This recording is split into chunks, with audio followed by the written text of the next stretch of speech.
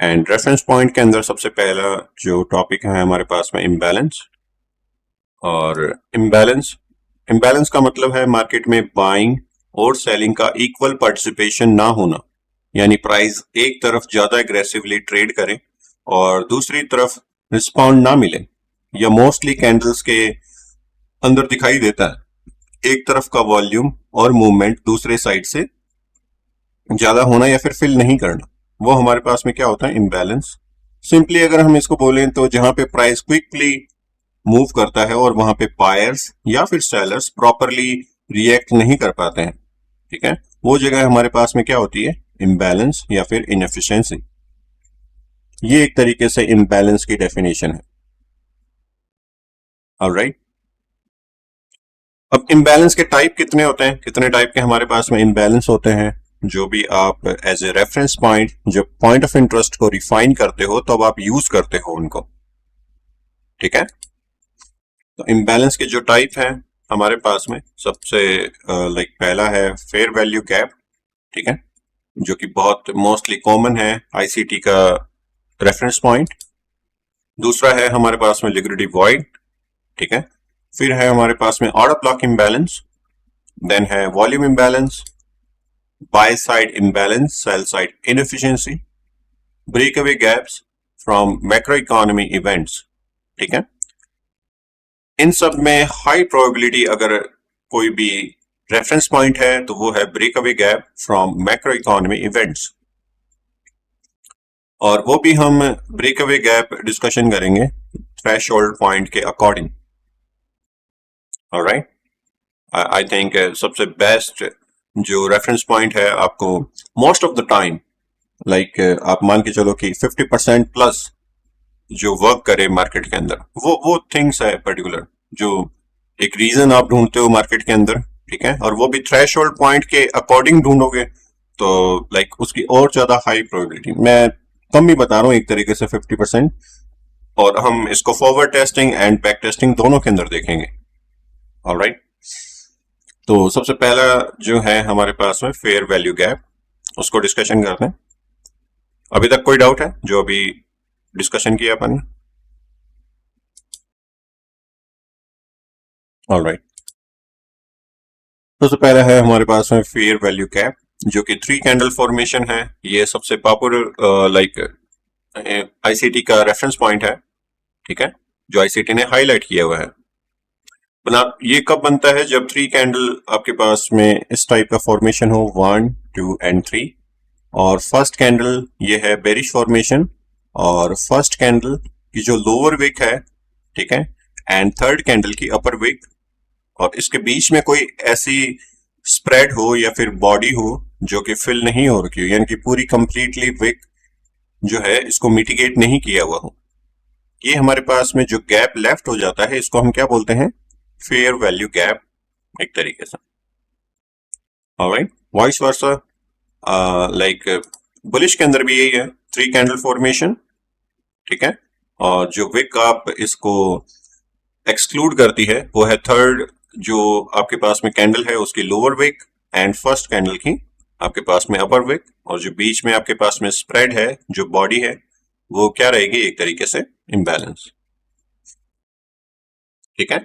और ये गैप्स जो आपके पास में बिल्ड होते हैं मोस्टली फिल भी होते हैं मोस्ट ऑफ द टाइम, और अगर कोई मैक्रो इकोनॉमी इवेंट्स की वजह से हो तो हो सकता है कि बहुत टाइम लगे। इनकी टाइम ड्यूरेशन के अंदर ही डिफरेंस है, जो भी आपके पास में यहाँ पे बनने वाला इम्बैलेंस है वो डिफरेंट डिफरेंट बिहेवियर है उनका, और उनका जो लाइफ स्पैन, या फिर आप ऐसे बोल सकते हो कि कब वो फिल होगा, ठीक है ना। फिल हो जाता है तो मतलब वो कंप्लीटली मिटिगेटेड है, उसकी लाइफ स्पैन क्या हो रखी होती है, जीरो, यानी कि वो अब क्या है कि इम्बैलेंस नहीं रहा मार्केट के अंदर, बैलेंस्ड हो गया प्राइस एक्शन। तो जितने भी आप यहाँ पे टाइप ऑफ इम्बैलेंस देख रहे हो, ठीक है, उनके फिल होने का जो टाइम है वो डिफरेंट डिफरेंट है, राइट। तो इसको हम चार्ट पे देख लेते हैं सबसे पहले। हमने वैसे तो डिस्कशन किया है लेकिन स्टिल अगर चार्ट पे देखें तो आई थिंक बेटर है। कोई भी चार्ट जो आपको सही लगे उसके ऊपर हम डिस्कशन कर सकते हैं।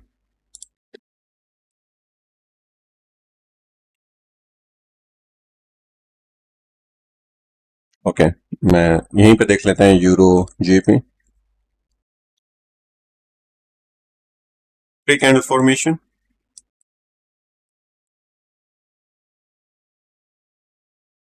अगर ये पर्टिकुलर कैंडल है मेरे पास में और इसके ऊपर इनबैलेंस मुझे फाइंड करना हो, तो first second and third candle कौन कौन सी लूंगा मैं, बताओ।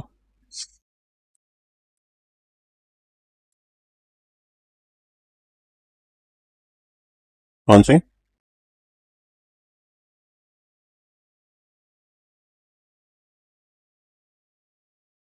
ये वाली? ये ये फर्स्ट ये ले रहा हूं। ऑलराइट, तो आप क्या कर सकते हो, देखो कोई कैंडल किसी का इनसाइड में नहीं होता, सबसे पहले आप स्टार्ट कर सकते हो यहां से। ठीक है, इसका हाई आपके पास में प्रोटेक्टेड नहीं है, मार्केट ने ऑलरेडी क्या किया हुआ स्वीप। देन आपके पास में लेग यहां से मूव होके वापस से क्या रखा है, बिलो के अंदर। ठीक है, अब इसका जो लो है वो मार्केट ने यहां पे स्वीप किया हुआ है, राइट। इसका हाई अगेन आपके पास में यहां पे स्वीप है इधर। ठीक है, और इसका हाई और लो आगे वाली ये कैंडल जो है इसके इनसाइड में ही है, अगर आप देख रहे हो तो ये वाली भी एंड ये वाली भी किसकी रेंज में है, इसी पर्टिकुलर कैंडल की। तो इम्बैलेंस एक्चुअल के अंदर जब मार्केट इसका हाई आपके पास में ब्रेक करेगा उसके बाद में क्रिएट करेगा,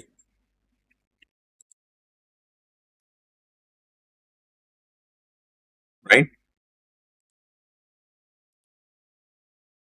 इस तरीके से फाइंड आउट कर सकते हो कोई भी लेग जो उसका हाई या लो प्रोटेक्टेड नहीं हो,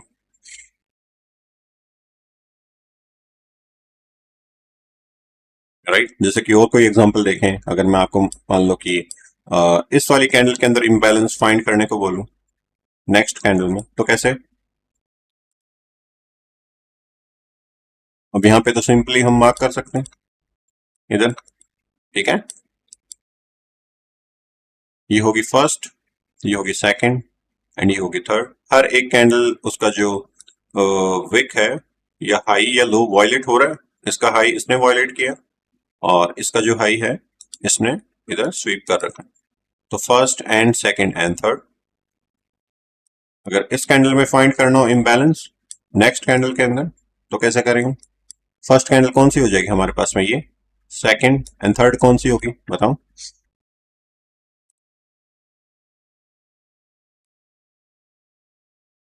फर्स्ट होगी हमारे पास में ये, तो इसकी होगी अपर विक। ये है सेकंड जिसके अंदर हमें इम्बैलेंस फाइंड करना है, और थर्ड हो जाएगी ये जिसने कितना इम्बैलेंस फिल किया हुआ है यहां तक, राइट।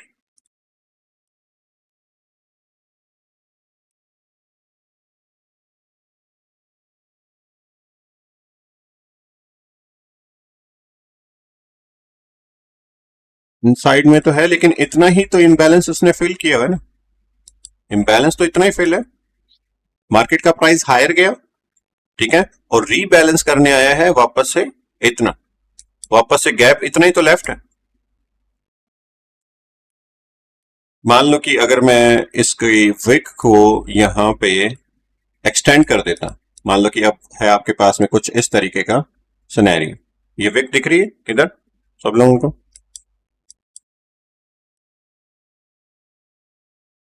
ये वाली, ये मैंने एक्सटेंड की हुई है। वैसे तो ऐसे है प्राइस एक्शन, लेकिन अब ऐसे बना दी। तो अब क्या डिफरेंस रहेगा इसके अंदर? ये इम्बैलेंस अभी भी वैलिड है। फर्स्ट कैंडल ये होगी सेकंड एंड ये होगी थर्ड, इसने इसका हाई स्वीप किया वो भी है, तो भी आपके पास में ये इम्बैलेंस वैलिड है। मार्केट का प्राइस हायर गया एंड रीबैलेंस किया इतना, और वापस से कहां पे शिफ्ट हो रखा है, हायर। मान लो कि इससे हायर नहीं गया, तो प्राइस पहले कहां पे गया होगा, यहां पे हायर की ओर। ठीक है, क्लोजिंग कहां पे हुई इस कैंडल की, इधर क्लोजिंग हुई ना बुलिश कैंडल की, ये वाली क्लोजिंग है इसकी। नेक्स्ट कैंडल आपके पास में ओपनिंग हुई, ठीक है, एंड लोअर की ओर गया price action, higher and closing. That mean कितना इंबैलेंस फिल किया प्रीवियस कैंडल का, यहां तक, राइट। देन आपके पास में शिफ्ट है हायर अगेन। अब नेक्स्ट कैंडल के अंदर अगर हमें इम्बैलेंस फाइंड करना होगा, यानी कि मान लो कि मुझे अब इस कैंडल के अंदर इम्बैलेंस फाइंड करना हो, तो कैसे करेंगे? अब प्राइस इसके अबाव में तो यहां पे गया हुआ, देखो इधर, यहां तक प्राइस एक्शन ऑलरेडी बैलेंस्ड है, यानी कि जो विक आ रखी है ये इम्बैलेंस के बाद में प्राइस ने यहां तक जो है रीबैलेंस किया हुआ है, राइट। मार्केट का प्राइस ऐसे तो ड्रॉप हो रहा है, अगर मैं लोअर टाइम फ्रेम पे करूंगा इसे तो प्राइस एक्शन कैसे होगा इसका? एक तरीके से यहां से हायर, देन आपके पास में लोअर, और फिर हायर गया होगा ना, इसी तरीके से लोअर टाइम फ्रेम पे करके देखते हैं इसे, जैसे 1 आवर पे करके देखो इसे।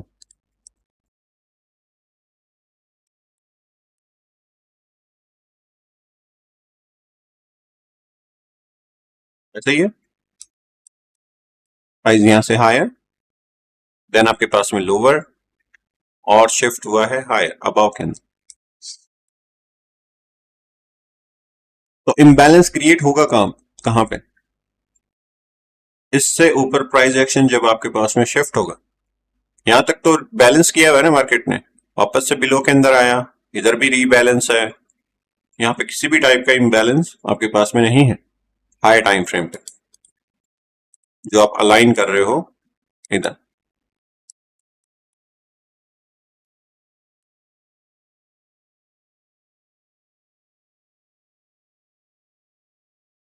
यहाँ पे कोई भी टाइप का लेग जो है स्विच नहीं हो रहा, मार्केट एक सिंगल लेग के अंदर ही वर्क कर रहा है। अगर मुझे ओनली इसके लेग के बिहाफ में लिखना होता मार्केट का प्राइस एक्शन, तो मैं कैसे लिखता इसको? प्राइस यहां से हायर की ओर शिफ्ट हो रखा है, राइट, ठीक है। क्या इसने प्रीवियस कैंडल की विक को स्वीप किया है, यानी कि कोई प्राइस एक्शन, कोई डिमांड को ब्रेक किया हुआ है इसने? नहीं।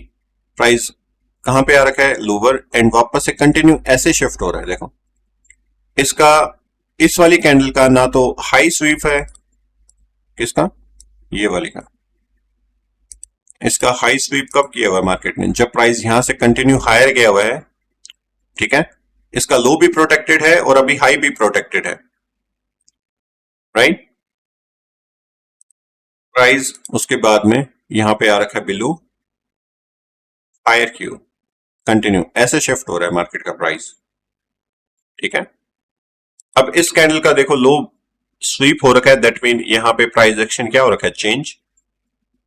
और इस कैंडल का भी लो स्वीप हुआ है, यानी कि प्राइस एक्शन अब ऐसा लिख सकते हैं, यहां से हायर, इस कैंडल का हाई स्वीप, प्राइस एक्शन इसके बाद में कहां पे शिफ्ट हो रहा है? लोअर, ऐसे, ठीक है।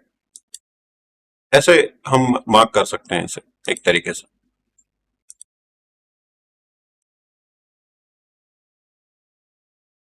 हाई और लो देखो कैसे वायलेट हो रहे हैं मार्केट के, उसके बिहाफ पे क्या होता है कि लेग शिफ्ट होता है, तब आपको है ना एक तरीके से कैंडल के इनसाइड में होने वाला प्राइस एक्शन अलग से दिखेगा, और इनबैलेंस उसके अबव के अंदर या इसके बिलो के अंदर होगा तो क्रिएट हो रहा है। तब तक आपके पास में इसी रेंज के अंदर क्या हो रहा है? मार्केट मूव हो रहा है।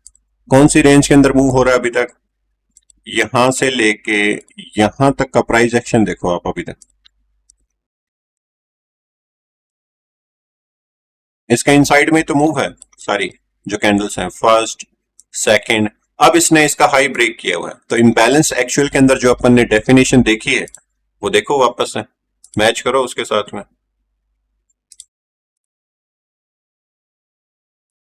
प्राइस एक्शन डिफरेंट है, हर एक कैंडल का हाई और लो आपके पास में वायलेट हो रहा है, इनसाइड में तो नहीं है इधर, ठीक है। तो ऐसे देखना है कि लेग स्विच हो रहा है या नहीं हो रहा है। यहां पे आपके पास में इसकी बॉडी की क्लोजिंग है, एक तरीके से प्राइस एक्शन बिलो के अंदर शिफ्ट हो रहा है, यानी कि न्यू लेग है आपके पास में, यानी कि कंटिन्यू मार्केट, अब हम लिख सकते हैं ना कि प्राइस एक्शन कहां पे जा रहा है? कंटिन्यू लोअर की ओर शिफ्ट हो रहा है, कोई भी लेग जो है अबाव के अंदर चेंज नहीं हो रहा है, राइट।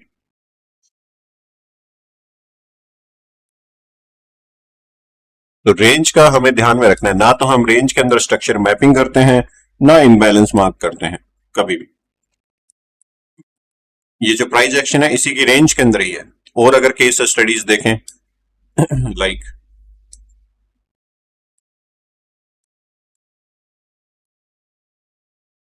तो अभी इम्बैलेंस कहां पे क्रिएट किया हुआ है? अगर मान लो कि मेरे को इस वाली कैंडल के अंदर इम्बैलेंस फाइंड करना होता तो मैं कैसे लिखता? फर्स्ट कैंडल कौन सी होती मेरे पास में? अगर मुझे इस कैंडल के अंदर इनएफिशिएंसी मार्क करनी होती, प्राइस एक्शन इम्बैलेंस होता जहां पे, क्या आप ये लिखते हैं ये मेरा इम्बैलेंस है?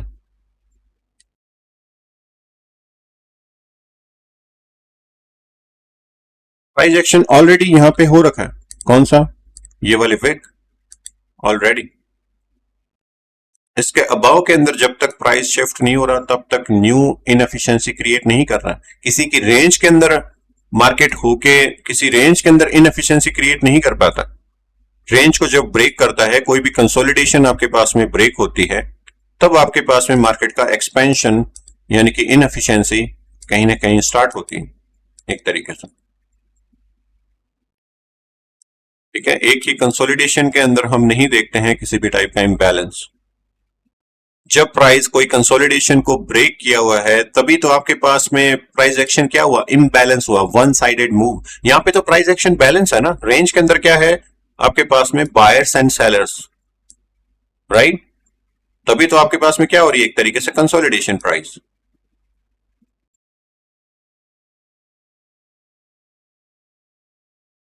ये चीज समझ में आई? कंसोलिडेशन यानी कि बैलेंस्ड प्राइस एक्शन।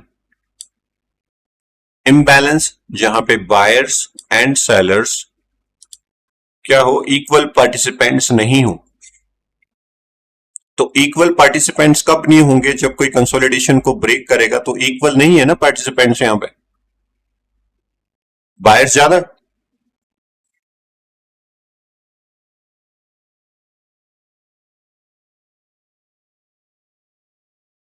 ऑलराइट। तो ये हमारे पास में क्या है? Still consolidation. ठीक है, एक ही कैंडल के इनसाइड में बना हुआ प्राइस एक्शन मूव। अब कौन सा?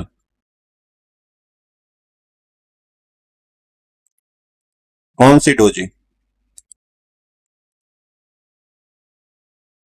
ये कैंडल है, ठीक है, ये वाली कैंडल मान लो कि ये इसका लो ले देती, मान लेते हैं, ठीक है। तो अब प्राइस एक्शन क्या हुआ हमारे पास में? मार्केट हायर गया, अब न्यू लेग स्टार्ट हुआ। इसके बाद में कोई भी इनएफिशिएंसी क्रिएट होती तो हमारे पास में प्राइस एक्शन क्या होता? इम्बैलेंस रहता, इम्बैलेंस क्रिएट होता। कभी भी कोई भी यहां पे मान लो कि एक मैनिपुलेशन हो रखा है, प्रीवियस कोई भी टाइप की डिमांड जो है वो ब्रेक होने के बाद में आपके पास में प्राइस क्या हो रहा है? कहीं ना कहीं शिफ्ट। इसके बाद में जो कैंडल आती मोस्ट प्रोबेबली आपके पास में किसी टाइप की इनएफिशिएंसी क्रिएट करती। और इनएफिशिएंट कैसे होता प्राइस एक्शन? जब इसके अबाव के अंदर बॉडी हायर की ओर जा रही होती। तो फर्स्ट कैंडल हम कौन सी लेते हैं? ये वाली, सेकंड ये वाली, एंड थर्ड जो भी आगे क्रिएट होती। ठीक है, तो विक हम ये कंसीडर कर लेते हैं इधर प्राइस एक्शन, क्योंकि लेग हाँ यहां पे क्या हो रखा है? शिफ्ट हो रखा है। कोई रेंज के अंदर थोड़ी है। एक रेंज क्या कर रखी है इसने? ब्रेक कर रखी है। किधर? ये वाला लो लेने के बाद में रेंज ब्रेक हुई है, राइट।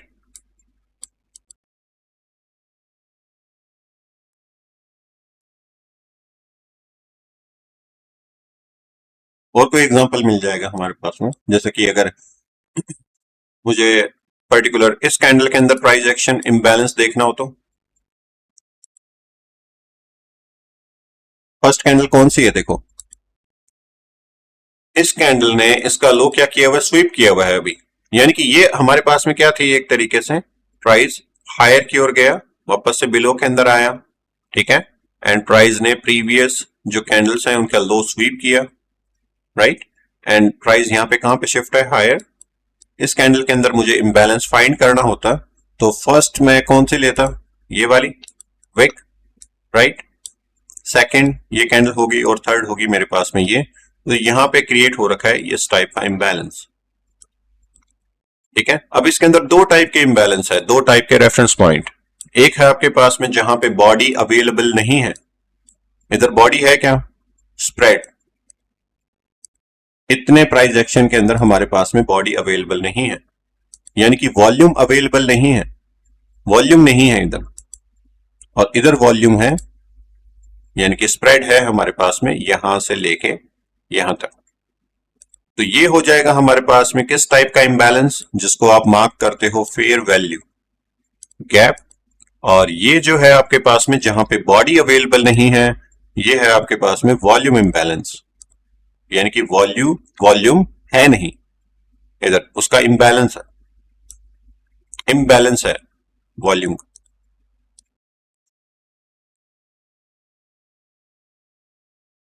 राइट?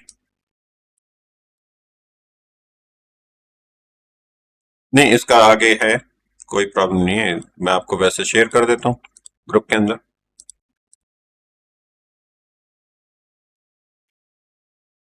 ऑलराइट, और कहीं पे देखना हो फेयर वैल्यू तो बता दूं, वहां पे भी देख सकते हैं, जो भी आपको केस स्टडी लग रही है। जैसे कि ये एक कंसोलिडेशन है, देखो इधर सबसे पहली कैंडल कौन सी है, ये वाली देखो, इसके इनसाइड में ही है सारा प्राइस एक्शन। ये जो भी आपके पास में प्राइस एक्शन हो रखा है सब कंप्लीट क्या है, इनसाइड के अंदर। ठीक है, अब इस कैंडल का आप है ना प्रीमियम वर्सेस डिस्काउंट लगा के देखो, ये है स्विंग लो, ये है swing high. Right, price action इसी के इनसाइड में ही मूव हो रहा है। तो अगर मुझे मान लो कि इम्बैलेंस फाइंड करना हो, ठीक है, तो मैं कैसे करूंगा? क्या इस कैंडल के अंदर मैं इम्बैलेंस फाइंड कर सकता हूं क्या, ये वाली कैंडल?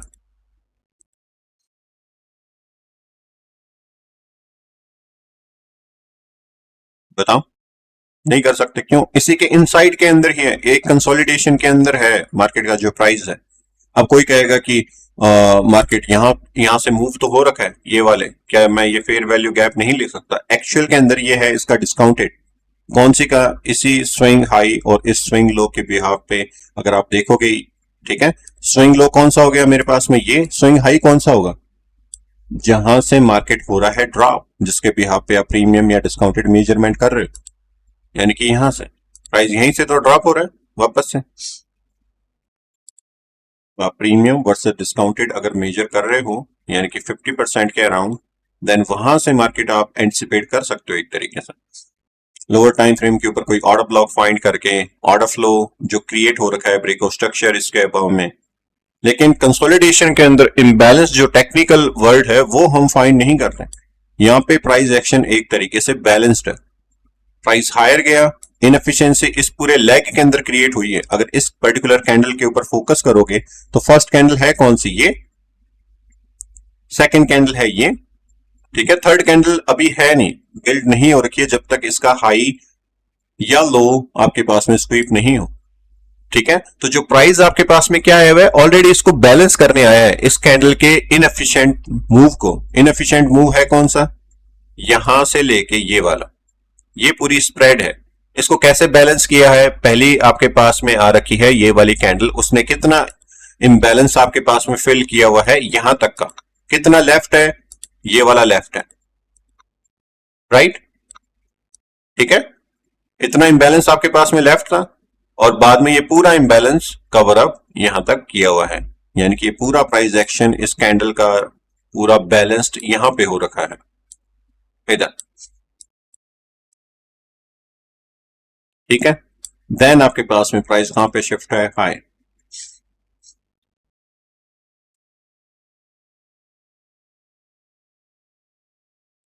तो थर्ड कैंडल होगी कौन सी, फर्स्ट, सेकंड एंड थर्ड, इधर प्राइस जो है आपके पास में हायर की ओर शिफ्ट है। और बीच के अंदर बनने वाला कोई भी प्राइस एक्शन आपके पास में इसी कैंडल की इनएफिशिएंसी को रीबैलेंस कर रहा है, ये पूरा रीबैलेंस किया हुआ है प्राइस एक्शन। ये जो कंसोलिडेशन हो रखी है कंप्लीट, इस लो एंड इस हाई के मिड के अंदर जो भी प्राइस एक्शन है, ये प्रीवियस कैंडल की इनएफिशिएंसी को रीबैलेंस कर रहा है। राइट, अब मान लो कि देखो, अब इस कैंडल के अंदर मान लो कि मुझे इम्बैलेंस फाइंड करना हो तो कैसे करेंगे? फर्स्ट कैंडल कौन सी हो जाएगी, देखो इसके अंदर ये वाली, सेकंड कौन सी हो जाएगी ये, एंड थर्ड कौन सी होगी, ये देखो इसका हाई स्वीप है इधर, राइट। तो इम्बैलेंस कितना क्रिएट हुआ हमारे पास में, ये वाली विक और ये वाली विक, ठीक है। ये इम्बैलेंस हमारे पास में क्रिएट हुआ यहां तक अभी तक। ये फेयर वैल्यू था इसका, इस कैंडल का फेयर वैल्यू, ना कि पूरे स्विंग हाई प्राइस एक्शन का फेयर वैल्यू, ठीक है। इस कैंडल का फेयर वैल्यू है ये गैप, और मार्केट ने यहां पे इसको वापस से फिल अप किया, यानी कि इतना फिल हो गया। देन आपके पास में ये वाली जो कैंडल आई उसने और फिल अप किया इसको यहां तक, ठीक है। देन आपके पास में ये पूरा क्या हो रखा है, प्राइस एक्शन डिस्प्लेस।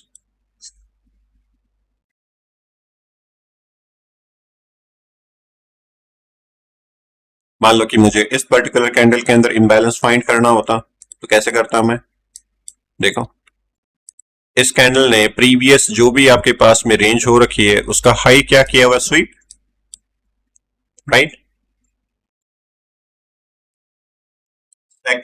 तो हम मान लो कि इस कैंडल के अंदर इम्बैलेंस कितना लिखता मैं, क्या ये वाला इम्बैलेंस मैंने सही मार्क किया हुआ है या नहीं, बताओ।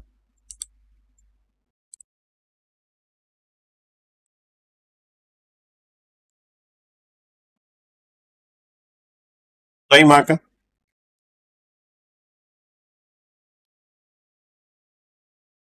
Right,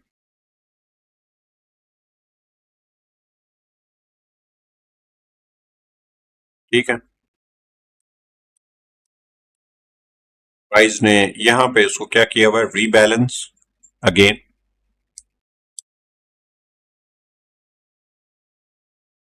alright.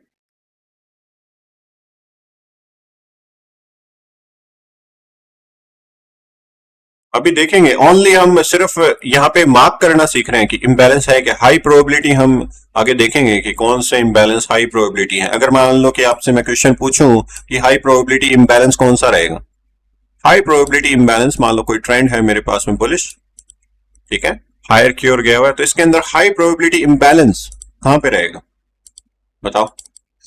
डिस्काउंट जोन के अंदर, क्योंकि वो पूरे प्राइस एक्शन का डिस्काउंट होगा, वहां पे पूरे प्राइस एक्शन की फेयर वैल्यू, इस पूरे प्राइस एक्शन की फेयर वैल्यू यानी कि डिस्काउंटेड प्राइस 50% से बिलो के अंदर आप एक पर्टिकुलर कैंडल का भी इम्बैलेंस फाइंड करते हो, वो भी प्रीमियम या डिस्काउंटेड के बिहाफ पे फाइंड करते हो। कोई भी एक कैंडल का आप कोई फेयर वैल्यू फाइंड कर रहे हो, मान लो कि अभी हमने मोस्ट रिसेंट इस कैंडल का फेयर वैल्यू फाइंड किया, राइट। तो वो भी क्या है, इसके डिस्काउंटेड के अंदर, राइट। मार्केट उसी भी पे फिल कर रहा है, इसके इम्बैलेंस को पहले 50% या इससे बिलो के अंदर फिल किया और डिस्काउंट के अंदर फिल किया इसे, यानी कि न्यू ऑर्डर पिक किए। हर एक जो इस इम्बैलेंस के जितना ज्यादा डिस्काउंट के अंदर प्राइस आ रहा है, आपके पास में प्राइस एक्शन क्या कर रहा है, रिजेक्ट। यहां से रिजेक्ट किया प्राइस एक्शन, अगेन आपके पास में जो और डिस्काउंट के अंदर अप्रोच करी, इस वाले इम्बैलेंस के वापस से प्राइस रिजेक्ट किया और कहां पे शिफ्ट हुआ, हायर, राइट। इसी तरीके से, ठीक है। आई थिंक फेयर वैल्यू आप लोगों ने लर्न कर लिया होगा। इम्बैलेंस डिस्कशन कर रहे थे, और इम्बैलेंस के अंदर मैंने आपको I think 3 type of imbalance बताए थे, राइट। एंड अब क्या है ना कि सबसे इंपॉर्टेंट पार्ट, इम्बैलेंस को कोई भी लाइक आपको बता सकता है डेफिनेशंस एंड इम्बैलेंस के टाइप भी, लेकिन क्या आपने कभी भी यूट्यूब के ऊपर या फिर कहीं पे भी कोई भी मेंटरशिप जो आपने ज्वाइन की हो इन द पास्ट, वहां पे नैरेटिव बिल्ड करना सीखा है इम्बैलेंस के ऊपर किसी ने भी?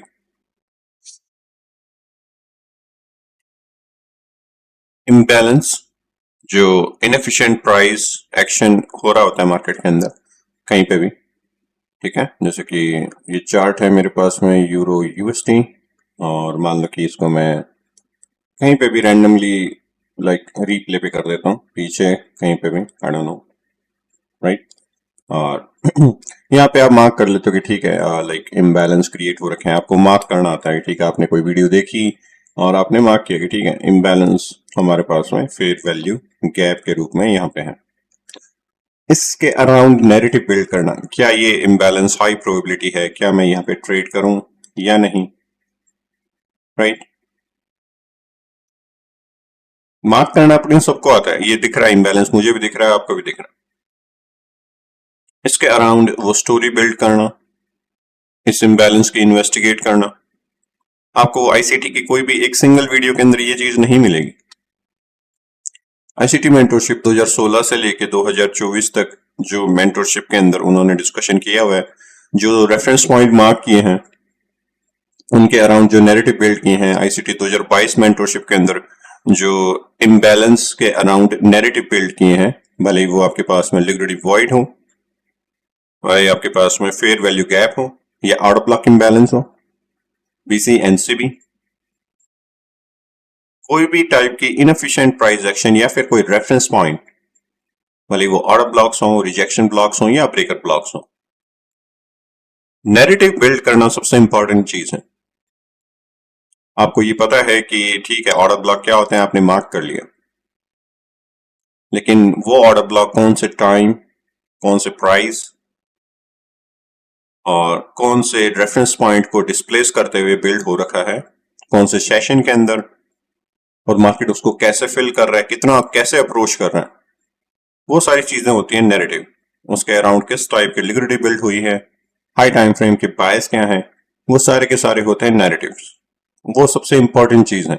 आपने कोई रेफरेंस पॉइंट लर्न किया, जैसे कि मान लो कि आपने लर्न किया एक तरीके से फेयर वैल्यू गैप, उसकी डेफिनेशन, वो उस कंसेप्ट का आपके पास में ऑलमोस्ट 20 टू 30% ही है। अगर आपको नहीं पता है कि उसको अप्लाई कैसे करना है, कैसे यूज हम कर रहे हैं, राइट। मान लो कि इस इम्बैलेंस मैंने यहां पे भी मार्क किया एंड इधर भी मार्क कर दिया, एक इनएफिशिएंट प्राइस एक्शन, यहां तक कंप्लीट इम्बैलेंस है, राइट। फेयर वैल्यू ये भी है एंड ये भी है। इसको भले इंडिविजुअली भी मार्क कर सकते हो, जैसा भी आपको सही लगे, लेकिन प्राइस इसको अप्रोच करे, हम कैसे लाइक इसको ट्रेड करना चाहें, भले मार्केट इस इम्बैलेंस के अंदर आए हुए यहाँ पे, राइट। ठीक है, ट्रेड अगर हम एग्जीक्यूट करें, जो रेफरेंस पॉइंट आपके पास में क्रिएट हो रहे हैं, यहां पे स्टोरी बिल्ड करना, कैसे अप्रोच किया मार्केट ने, कैसे हम इस इम्बैलेंस को हाई प्रोबेबिलिटी रिफाइन कर सकते हैं, या फिर डिसीजन मेकिंग कि कौन सा फेयर वैल्यू गैप हम चूज करें फॉर द ट्रेड, क्योंकि इम्बैलेंस हर जगह पे अवेलेबल है, यहां पे भी है डेली टाइम फ्रेम पे और यहां पे भी है, राइट। प्राइस कौन से इम्बैलेंस को फिल करने के बाद में आपके पास में हायर या लोअर की ओर शिफ्ट हो रहा हो, जैसे कि मार्केट ने ये इम्बैलेंस फिल किया, एक ऑर्डर ब्लॉक के ऊपर आया जो कि है आपके पास में ये, right, and price shift higher and और इनएफिशिएंट प्राइस एक्शन आपके पास में बिलो के अंदर अवेलेबल है, एक और imbalance fill and price continuation क्या है अभी हायर, राइट। ट्रेंड के अगेंस्ट में भी आपके पास में क्या बिल है, इम्बैलेंसेस,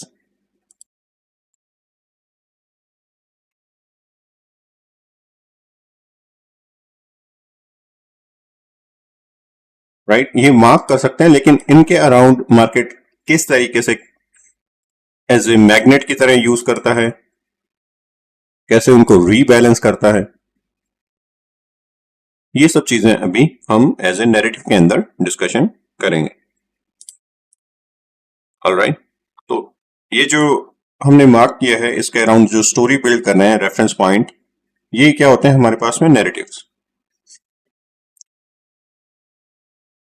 जैसे कि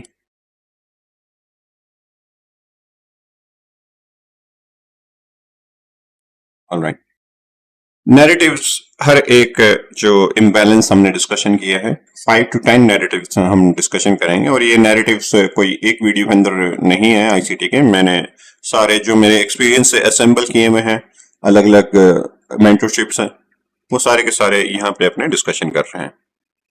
ऑलराइट, सबसे पहला ये है एक तरीके से आपके पास में इम्बैलेंस का जो टाइप है फेयर वैल्यू गैप, ठीक है, उसका एक फ्रेमवर्क। इसी टाइप से हमने डिस्कशन किया था। फेयर वैल्यू गैप ऐसे ही मार्क करते हैं, 3 कैंडल फॉर्मेशन। यहां पे एग्जांपल है बुलिश का, first candle, second and third, और इम्बैलेंस थर्ड कैंडल की lower wick and first candle की अपर विक। उसके बीच में जो भी आपके पास में बॉडी है, यानी कि अनमिटिगेटेड प्राइस एक्शन, राइट, वो हम मार्क करते हैं as a fair value gap. इसके अराउंड हम कैसे नैरेटिव बिल्ड कर सकते हैं किसी भी इम्बैलेंस के अराउंड, फेयर वैल्यू गैप के अराउंड, भले वो बुलिश हो या फिर बेरिश। सबसे पहला हमारे पास में नैरेटिव है pair context. Pair context then है आपके पास में high time frame bias alignment, quality of displacement, time to retest expectations, rebalance जब प्राइस एक इम्बैलेंस को करने आता है तो।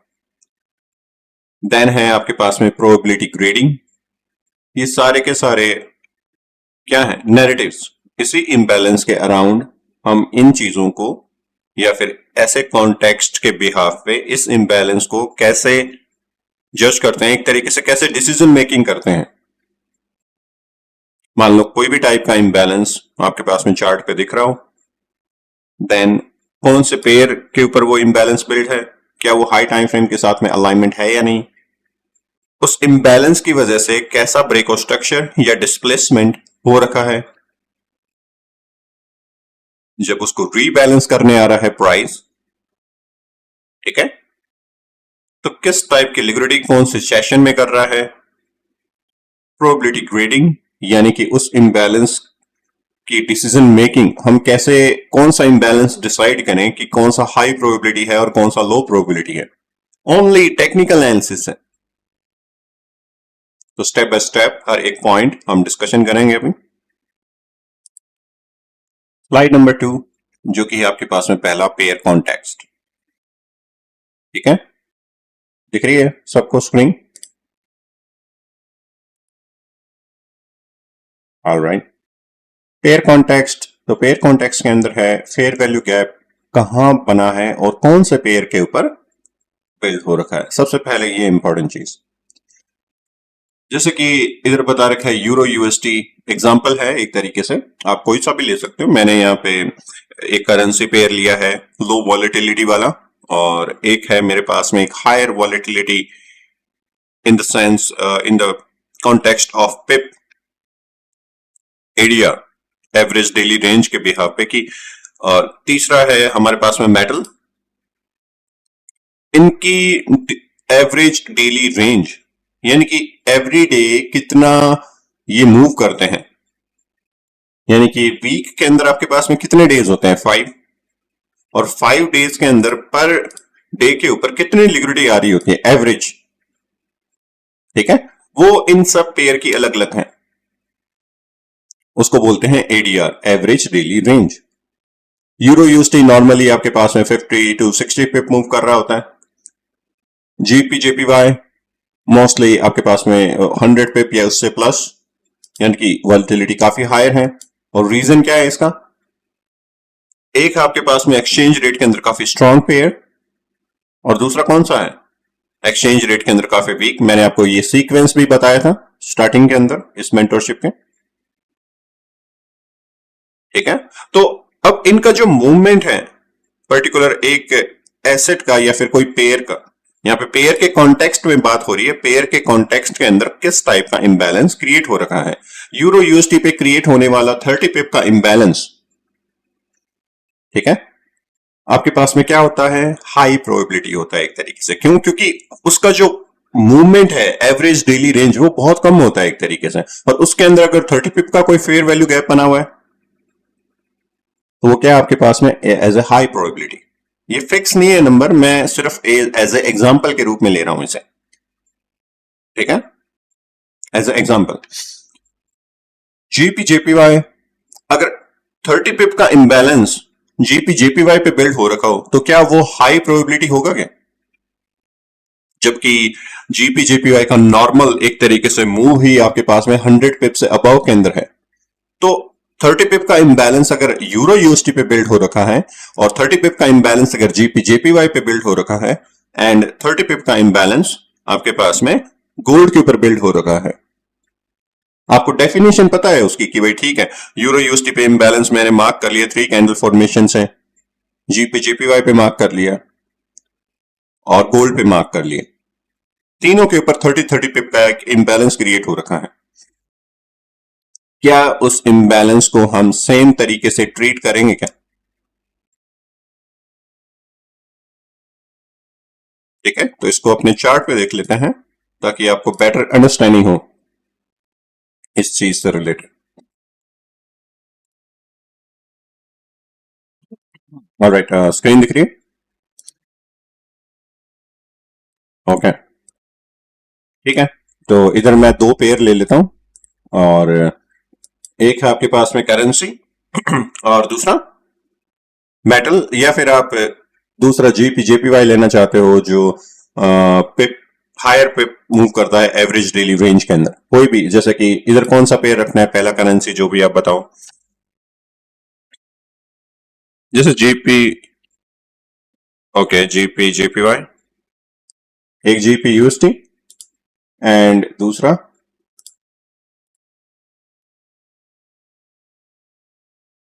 गोल्ड। ओके, ठीक है, गोल्ड रख लेते हैं, दोनों पे डेली टाइम फ्रेम। ऑलराइट, एक है जीपी यूएसटी और दूसरा है हमारे पास में गोल्ड। इनके ऊपर कोई भी इम्बैलेंस आप मार्क करके देखो और सबसे पहले देखो कि एवरेज कितने मूव कर रहे हैं। जैसे कि मैंने फ्राइडे, अभी वीक हमारे पास में अभी क्लोज हुआ है, लास्ट जो ट्रेडिंग डे था हमारे पास में कौन सा है, फ्राइडे। फ्राइडे को मैं मार्क कर देता हूं एक तरीके से उसका high and low, right.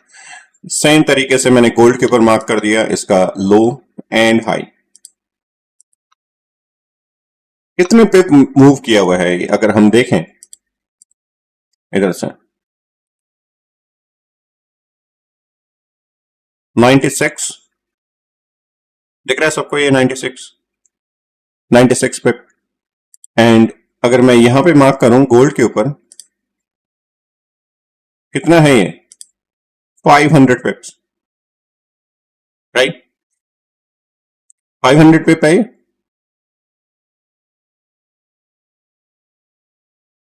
Okay,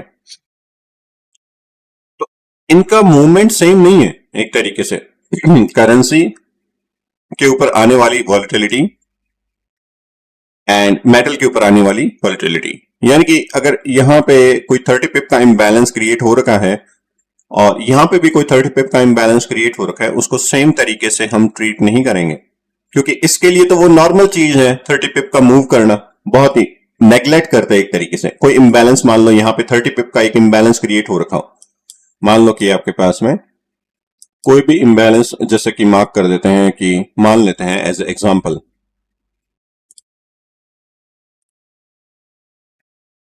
इधर आपके पास में एक इम्बैलेंस क्रिएट हो रखा है, राइट, ये वाला दिख रहा है सबको।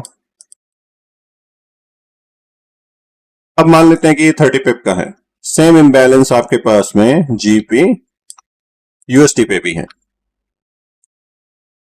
ठीक है।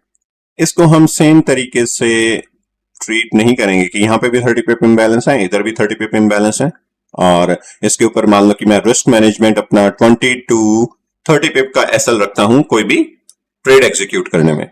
क्या वो सेम तरीके से इधर भी रख सकता हूं मैं, same stop loss?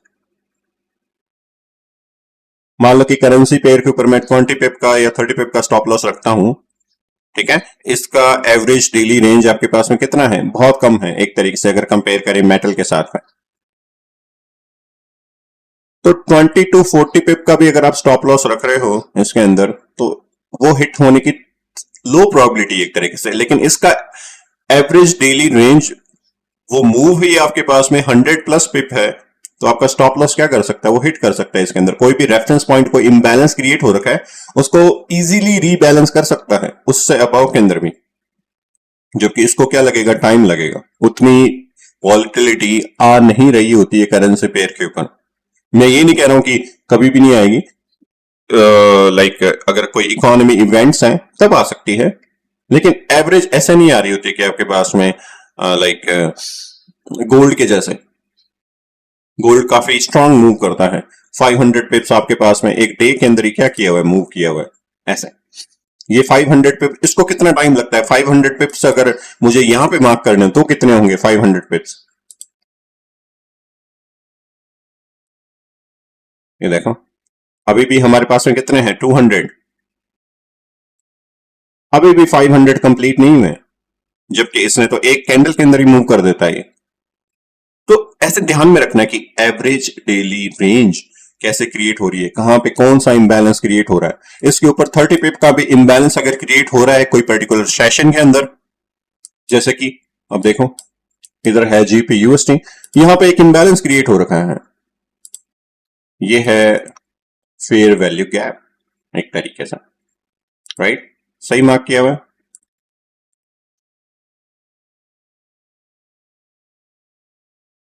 As a imbalance, कितने पिप का है ये इम्बैलेंस, आप देखो इसे 22 और समथिंग लाइक दैट, राइट। और कहां पे बना हुआ है ये, डिस्काउंटेड एरिया के अंदर। ये देखो स्ट्रक्चर आपके पास में क्या है, एक तरीके से शिफ्ट, राइट, एंड एक शॉर्ट टर्म पे स्ट्रक्चर क्या है, शिफ्ट है। स्विंग लो कौन सा क्रिएट हो रखा है आपके पास है, ये वाला, एंड ये है आपके पास में high. Premium versus discount market ने पहले भी आपके पास में क्या किए हुए हैं, एक तरीके से swing low to swing high, यानी कि यहां पे अगर कंपेयर करूं एक 50% से बिलो के अंदर हायर, एक new internal order flow create किया। इंटरनल क्यों बोल रहा हूं मैं, क्योंकि ये देखो एक हाई आपके पास में लेफ्ट है, मार्केट ने फुल स्ट्रक्चर मेजर ब्रेक नहीं किया, राइट। डिस्काउंटेड एरिया को अप्रोच कर रहा है मार्केट, इसके बिहाफ पे अगर हम कोई रेफरेंस पॉइंट बिल्ड करना चाहें, जैसे कि support and resistance as a plus PDA, ठीक है, भले ही आप इसको डिस्काउंटेड के बिहाफ पे मेजर करो, swing low to swing high, and discounted के अराउंड भी है, इधर ऑर्डर ब्लॉक भी है, इम्बैलेंस भी है, और प्रीवियस आपके पास में जो एक रेजिस्टेंस बिल्ड हो रहा था, ठीक है, इसके नीचे बॉडी की क्लोजिंग थी, वापस से प्राइस ने इसी जो बेरिश कैंडल है वहां पे क्या किया, एक rejection and displacement, price higher, यानी कि यहां से कुछ ना कुछ क्या आ सकती है, वॉल्टिलिटी, प्राइस यहां से थोड़ा सा हायर की ओर शिफ्ट हो सकता है। लेकिन वो गोल्ड के जैसे तो बिहेव नहीं करेगा इतना स्ट्रांगली, जो कि एक 500 पिप का मूव ही आपके पास में दे दे। 500 पिप्स का मूव कोई इम्बैलेंस है, अगर उसको उसको लाइक देना हो तो 500 पिप्स कितने होंगे इसके लिए, यहां तक अगर वो एक डे के अंदर मूव करे 500 पिप्स, कहीं पे भी आपको एक पर्टिकुलर डे के अंदर 500 पिप्स का मूव दिख रहा है, पर्टिकुलर डे के अंदर यहां पे भी नहीं है, 181, राइट। तो पेयर के कॉन्टेक्स्ट के बिहाफ पे आपको रेफरेंस पॉइंट अगर मार्क कर रहे हो in the imbalance form of वाली ऑर्डर ब्लॉक हो, तो ध्यान में रखना है। इसके लिए आपके पास में लाइक 30 पिप इम्बैलेंस या 25 पिप इम्बैलेंस भी क्या होता है, हाई प्रोबेबिलिटी, लेकिन इसके लिए नहीं है वो। तो पेयर कॉन्टेक्स्ट, आप कौन सा पेयर ट्रेड कर रहे हो, मेटल ट्रेड कर रहे हो या फिर करेंसी,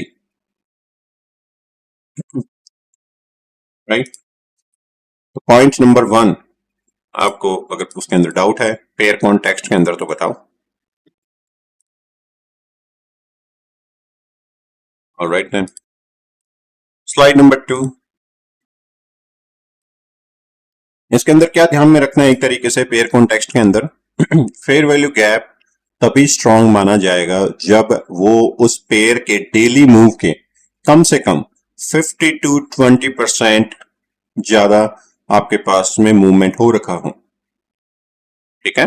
एवरेज डेली रेंज जो एक पर्टिकुलर पेयर आपके पास में मूव करता है, उसका 50 to 20% अगर वो हायर या लोअर, अगर ट्रेंड बुलिश है उसके अंदर कोई 20 टू 20 टू 25% अगर वो हायर की ओर मूव किया हुआ है एवरेज डेली रेंज के, देन उसके ऊपर क्रिएट होने वाला इम्बैलेंस जो कि है कोई भी पेयर आप ग्लोबली, ठीक है, वो आपके पास में क्या रहेगा, high probability. Alright, slide number 2 है हमारे पास में fair value gap trend alignment. कोई भी इम्बैलेंस जब आप मार्क करते हो हाई टाइम फ्रेम के ट्रेंड अलाइनमेंट के साथ में, यानी कि बायस बिल्ड, सबसे पहले आपको क्या देखना है, डेली या 4 आवर का चार्ट, ठीक है। उससे क्या पता लगता है, एक ट्रेंड की डायरेक्शन, मार्केट जो भी आप पर्टिकुलर एसेट ट्रेड कर रहे हो, भले वो मेटल हो, भले आपके पास में स्टॉक्स हो, ठीक है। सबसे पहला हमारे पास में क्या है, नेसेसरी रिक्वायरमेंट, ट्रेंड को फाइंड करना।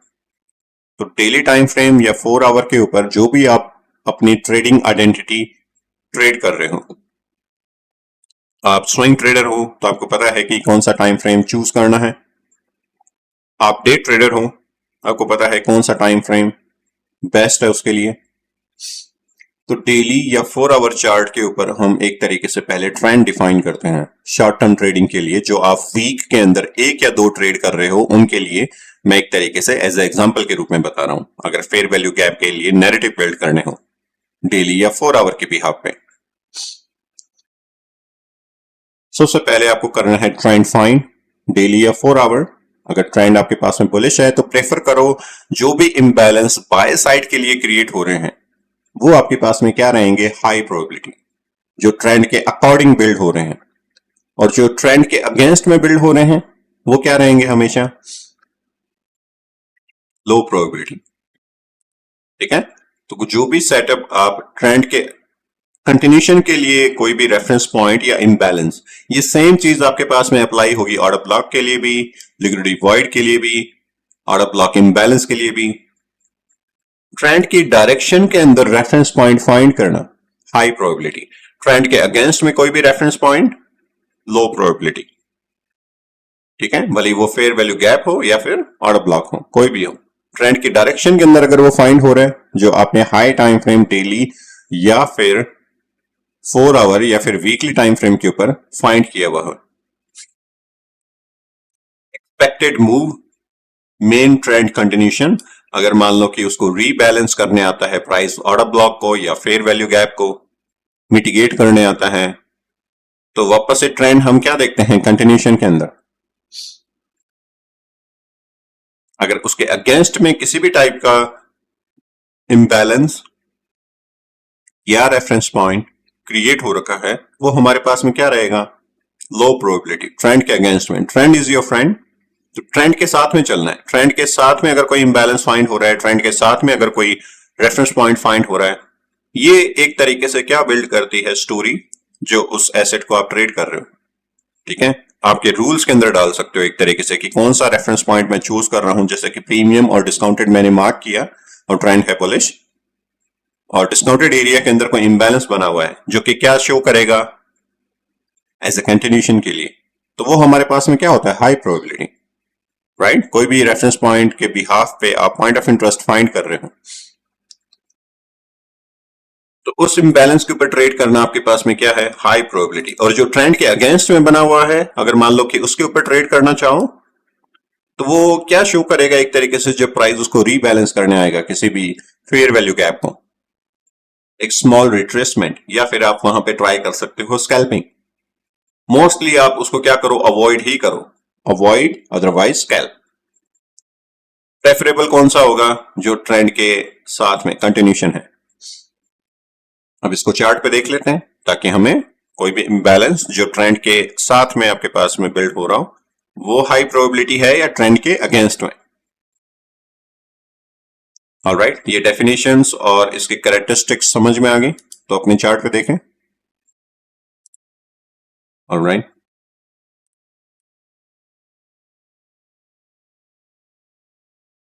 ठीक है, तो मैं चार्ट को पीछे कर लेता हूं और फिर आप फिर देखते हैं इसे, जैसा कि रीप्ले, एंड आप बता देना कहां पे स्टॉप होना है। तो या फिर आपको कोई और चार्ट चूज करना है तो वो भी बता सकते हो।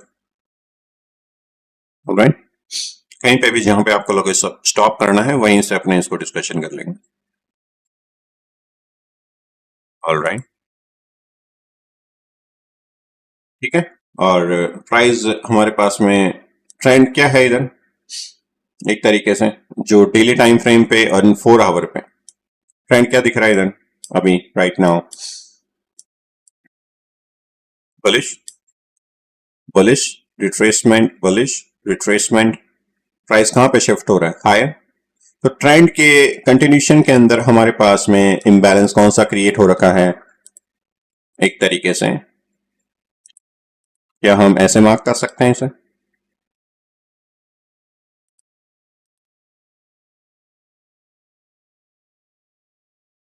जो भी इम्बैलेंस आपके पास में क्रिएट हो रहा है ट्रेंड के अगेंस्ट में कौन सा है, ये वाले, एक तरीके से ट्रेंड के अगेंस्ट में आप क्या कर सकते हो, एक तरीके से स्कैल्प, या अवॉइड कर सकते हो, बेटर है कि अवॉइड करो ट्रेंड के जो अगेंस्ट में है। ये इतनी स्कैल्प होगी अपने पास में, या फिर जो भी टाइम फ्रेम आप प्रेफर कर रहे हो, शॉर्ट टर्म ट्रेडिंग एक तरीके से प्रेफरेबल होगी। अगर यहां पे अप्रोच करता प्राइस तो हम इसे कंटिन्यूशन के अंदर देखते हैं, ये है ट्रेंड के लिए कंटिन्यूशन के लिए हाई प्रोबेबिलिटी एक तरीके से, ऐसे फेयर वैल्यू गैप जो ट्रेंड के कंटिन्यूशन के लिए बिल्ड हो रहा है। ट्रेंड के अगेंस्ट में कोई भी बिल्ड हो वो हमारे पास में क्या रहेगा, एक तरीके से लो प्रोबेबिलिटी। ऑलराइट, जैसे कि मान लो कि इधर मार्केट है बाय साइड लिक्विडिटी एंड ये है एक रेफरेंस पॉइंट, एक तरीके से इम्बैलेंस। अगर प्राइस मान लो यहां पे अप्रोच करे तो मेरे पास में डायरेक्शनल बायस है bullish daily time frame and 4 hour में। प्राइस अगेन आपके पास में कहां पे अप्रोच है, हायर। इधर भी किसी भी टाइप का इम्बैलेंस अगर क्रिएट हो रखा है, मार्केट उसको क्या कर रहा है, डिस्प्लेसमेंट, यानी कि वो क्या रहेगा, लो प्रोबेबिलिटी। अगर इसको अप्रोच करता है मार्केट तो मैं वापस से कहां पे देखूंगा, हायर के लिए एक liquidity pool and swing low to swing high. Price approach करे 50% या इससे बिलो के अंदर,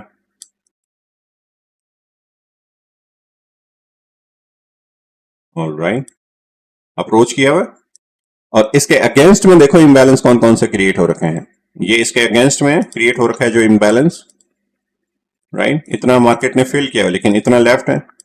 तो यहां से मान लो कि पहले जो इम्बैलेंस था कौन सा, ये वाला, क्या आपके पास में फेयर वैल्यू, ये ट्रेंड के अगेंस्ट में है। ट्रेंड के साथ में कौन सा बना हुआ है अभी, इधर। यहां पे किसी भी टाइप की आप ट्रेड अगर ट्राई करते हो या फिर अवॉइड करो, मोस्टली बेटर है कि आप ट्रेंड की कंटिन्यूशन के अंदर जाओ। यहां से प्राइस किधर शिफ्ट हो सकता है, कोई रेफरेंस पॉइंट या डिस्काउंटेड एरिया से हायर की तरफ। एंटिसिपेशन यही रहनी चाहिए, trend is your friend, high probability imbalance and low probability imbalance. Decision making आपकी, यानी कि स्टोरी बिल्ड कैसे करोगे, ऐसे ही इसी तरीके से चूज करना, डिसीजन मेकिंग, इन्फ्लुएंस नहीं होना, इंड्यूस नहीं होना कोई भी इम्बैलेंस को वैसे देखते हुए। ट्रेंड के साथ में और इम्बैलेंस क्रिएट हुआ, वो आपके पास में और हाई प्रोबेबिलिटी इम्बैलेंस है। ये भी क्या है आपके पास में, एक फेयर वैल्यू,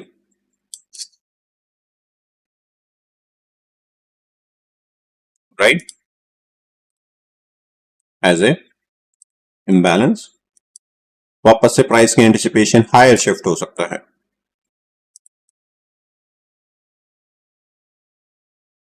समझ में आई चीज है। चार्ट आपकी पसंद का, पेयर जहां पे स्टॉप करना था वो भी, जो डिसीजन मेकिंग है वो इसी तरीके से करते हैं किसी भी इम्बैलेंस से रिलेटेड। ट्रेंड के कंटिन्यूशन के अंदर हो, ट्रेंड के अगेंस्ट में हो तो क्या हो सकती है, ओनली प्रेफरेबल स्कैल्पिंग या फिर अवॉइड। यहां पे जो डिसीजन मेकिंग करनी है पर्टिकुलर, इधर जो ट्रेंड के अगेंस्ट में है, वो रेफरेंस पॉइंट चूज नहीं करने हैं, भले वो हो ऑर्डर ब्लॉक, जब तक कोई high institution news, high institution order flow की वजह से नहीं क्रिएट हो रखा हो, या फिर आपके पास में हाई टाइम फ्रेम के कोई पॉइंट ऑफ इंटरेस्ट से कोई क्लियर डिस्प्लेसमेंट नहीं हो, ट्रेंड के अगेंस्ट में।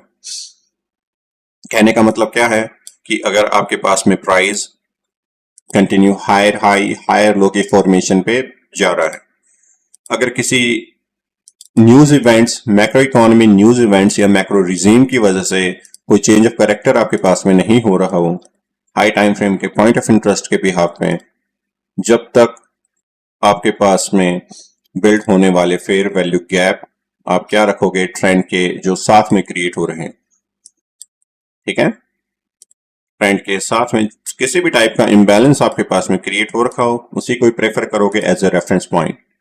अदरवाइज जो हाई टाइम फ्रेम के पॉइंट ऑफ इंटरेस्ट में आने के बाद में कोई स्ट्रक्चर शिफ्ट हो रहा हो, कोई न्यूज की वजह से मोस्टली, ठीक है, तो यहां पे क्रिएट होने वाला इम्बैलेंस हम ट्रेड करते हैं। और क्यों? क्योंकि हम ये मान के चलते हैं कि अब मार्केट का ट्रेंड किसी न्यूज, हाई प्रोबेबिलिटी न्यूज की वजह से क्या हो रहा है, शिफ्ट हो रहा है। तो वहां पे मान लो कि कोई इम्बैलेंस क्रिएट होता है, देन हम उसको प्रायोरिटी देते हैं। अदरवाइज आपके पास में जो ट्रेंड के साथ में बिल्ड हो रहे हैं, और वो भी कौन से रेफरेंस पॉइंट हम कहां पे फाइंड करते हैं, एज ए डिस्काउंटेड एरिया के अंदर। अब जो भी पॉइंट ऑफ इंटरेस्ट आपने फाइंड किए हुए हो अपनी शीट के अंदर, ठीक है, वहां पे रिफाइन कर सकते हो एक तरीके से। मान लो कि swing low to swing high आपने फाइंड किया एक डिस्काउंटेड एरिया, और वहां पे है रेफरेंस पॉइंट, यानी कि कोई इम्बैलेंस या फिर कोई ऑर्डर ब्लॉक। अभी हम इम्बैलेंस पढ़ रहे हैं, तो वहां पे इम्बैलेंस देखो और देखो कि नैरेटिव अच्छे से बिल्ड हो पा रहे हैं या नहीं, राइट। फिर कॉन्टेक्स्ट के बिहाफ में और ट्रेंड कंटिन्यूशन के बिहाफ में fair value gap trend alignment. Alright, यहां तक कोई डाउट है?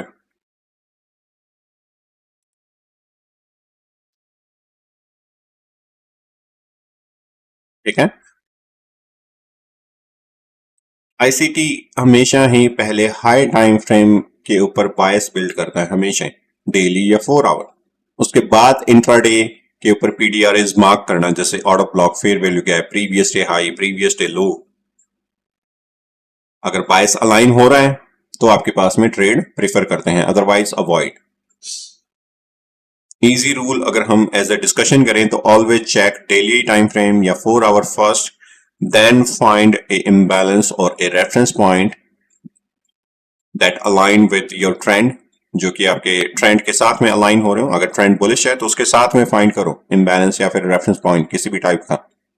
अगर वो मैच हो रहा है डिस्काउंटेड एरिया के अंदर, अगर ट्रेंड बुलिश है तो हाई प्रोबेबिलिटी है। उसके अगेंस्ट में अगर कोई बिल्ड हो रहा, ट्रेंड बुलिश है और फेयर वैल्यू गैप बना हुआ है कोई बेरिश के अंदर, तो वो रिट्रेसमेंट लैग कंसीडर होगा। वहां पे कोई भी इम्बैलेंस हो वो अवॉइड करना है।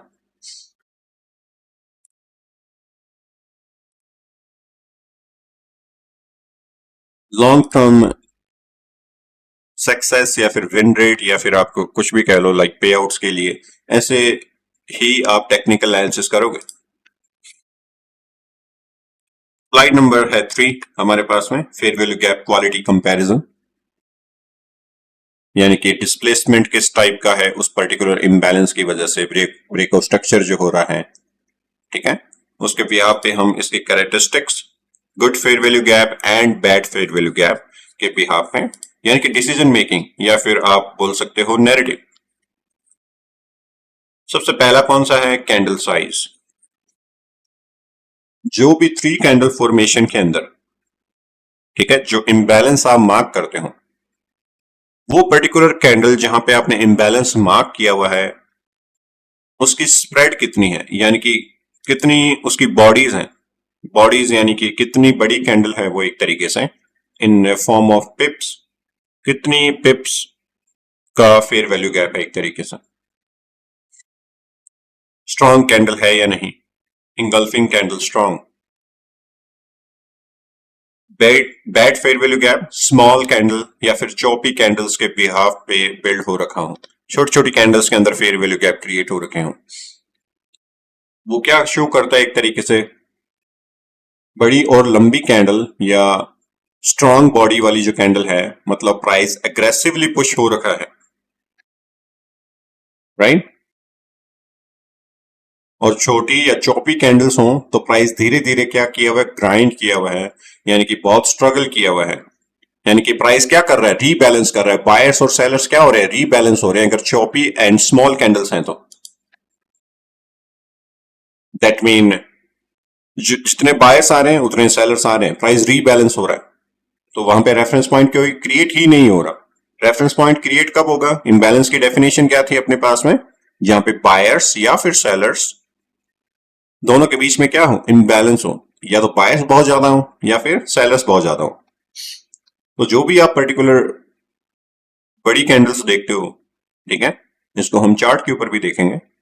ठीक है, तो कैंडल का साइज सबसे पहले हम चार्ट के ऊपर देख लेते हैं। कैंडल का size, then wicks, then direction, cause and probability. Alright, तो स्क्रीन शेयर कर देता हूं और उसके ऊपर अपने देखते हैं ये सारी चीजें, नैरेटिव बिल्ड करना इम्बैलेंस के बिहाफ में।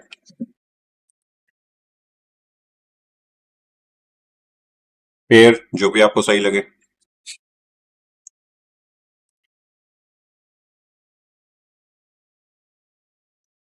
ठीक है, जल्दी बोल लिया करो थोड़ा। यहां पे कोई भी कैंडल जो आपके पास में क्रिएट हो रखी है स्ट्रांगली, उसके बिहाफ पे जो इम्बैलेंस बिल्ड हो रखा हो, जैसे कि क्या मैं ये कैंडल चूज कर सकता हूं as a strong candle imbalance के फॉर्म में, बताओ, ये वाली।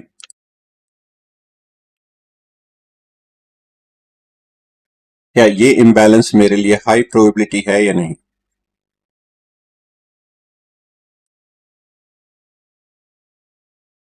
ये फेयर वैल्यू गैप है, ये फर्स्ट कैंडल होगी, ये सेकंड कैंडल स्ट्रांग, ठीक है, एंड ये थर्ड कैंडल।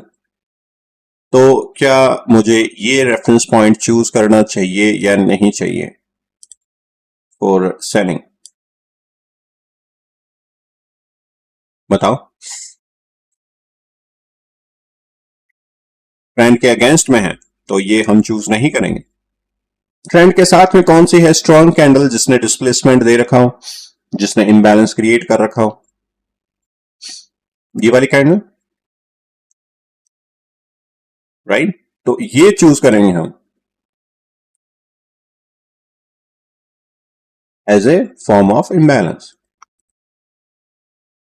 ठीक है, जो इम्बैलेंस है, प्राइस रीबैलेंस करने आए, और रीबैलेंस कहां पे करने आ सकता है, प्रीमियम वर्सेस डिस्काउंट आप फाइंड कर सकते हो 50% से बिलो के अंदर जो भी प्राइस एक्शन हो, reference point alignment as a plus PD versus यहां पे भी एक इम्बैलेंस क्रिएट हो रखा है। तो डिसीजन मेकिंग एक राइट होनी चाहिए। आपको पता है कि यहां पे अगर मैं कोई ट्रेड ट्राई करूंगा, उसके चलने के चांसेस क्या है, कम, या तो मैं उसको अवॉइड करूं या फिर क्या देखूं, स्कैल्प। यहां पे कोई क्रिएट हो रखा है इम्बैलेंस, उसको मैं क्या देखूं, एज ए कंटिन्यूशन फॉर्म में। और इस टाइप की अगर कैंडल बिल्ड हो रखी है तो मेरे पास में और क्या रहेगा, वो हायर प्रोबेबिलिटी। ट्रेंड के साथ में किसी भी टाइप का इम्बैलेंस, भले ही आपके पास में ये वाला हो, ये भी तो एक इम्बैलेंस है, राइट। कितना फिल हो रखा है, यहां तक फिल हो रखा है, तो ये ट्रेंड के कंटिन्यूशन में बिल्ड हो रखा है। एटलीस्ट क्या रहेगा मेरे पास में, higher probability. First candle and first candle के साथ में अगर बिहेवियर देखोगे तो प्रीवियस कैंडल का क्या स्वीप किया हुआ इसने, लो, यानी कि क्या किया हुआ है प्राइस ने, मैनिपुलेट। उसकी वजह से आपके पास में क्या क्रिएट हो रखा है, एक फेयर वैल्यू गैप। ये प्राइस ने किया हुआ है मैनिपुलेट, एंड प्राइस शिफ्ट है हायर। इस प्रीवियस कैंडल की विक्स से अबव के अंदर बॉडी की क्लोजिंग यानी कि बिल्ड करती है वो एक रेफरेंस पॉइंट, जिसको हम क्या बोलते हैं, ऑर्डर ब्लॉक प्लस ओबी।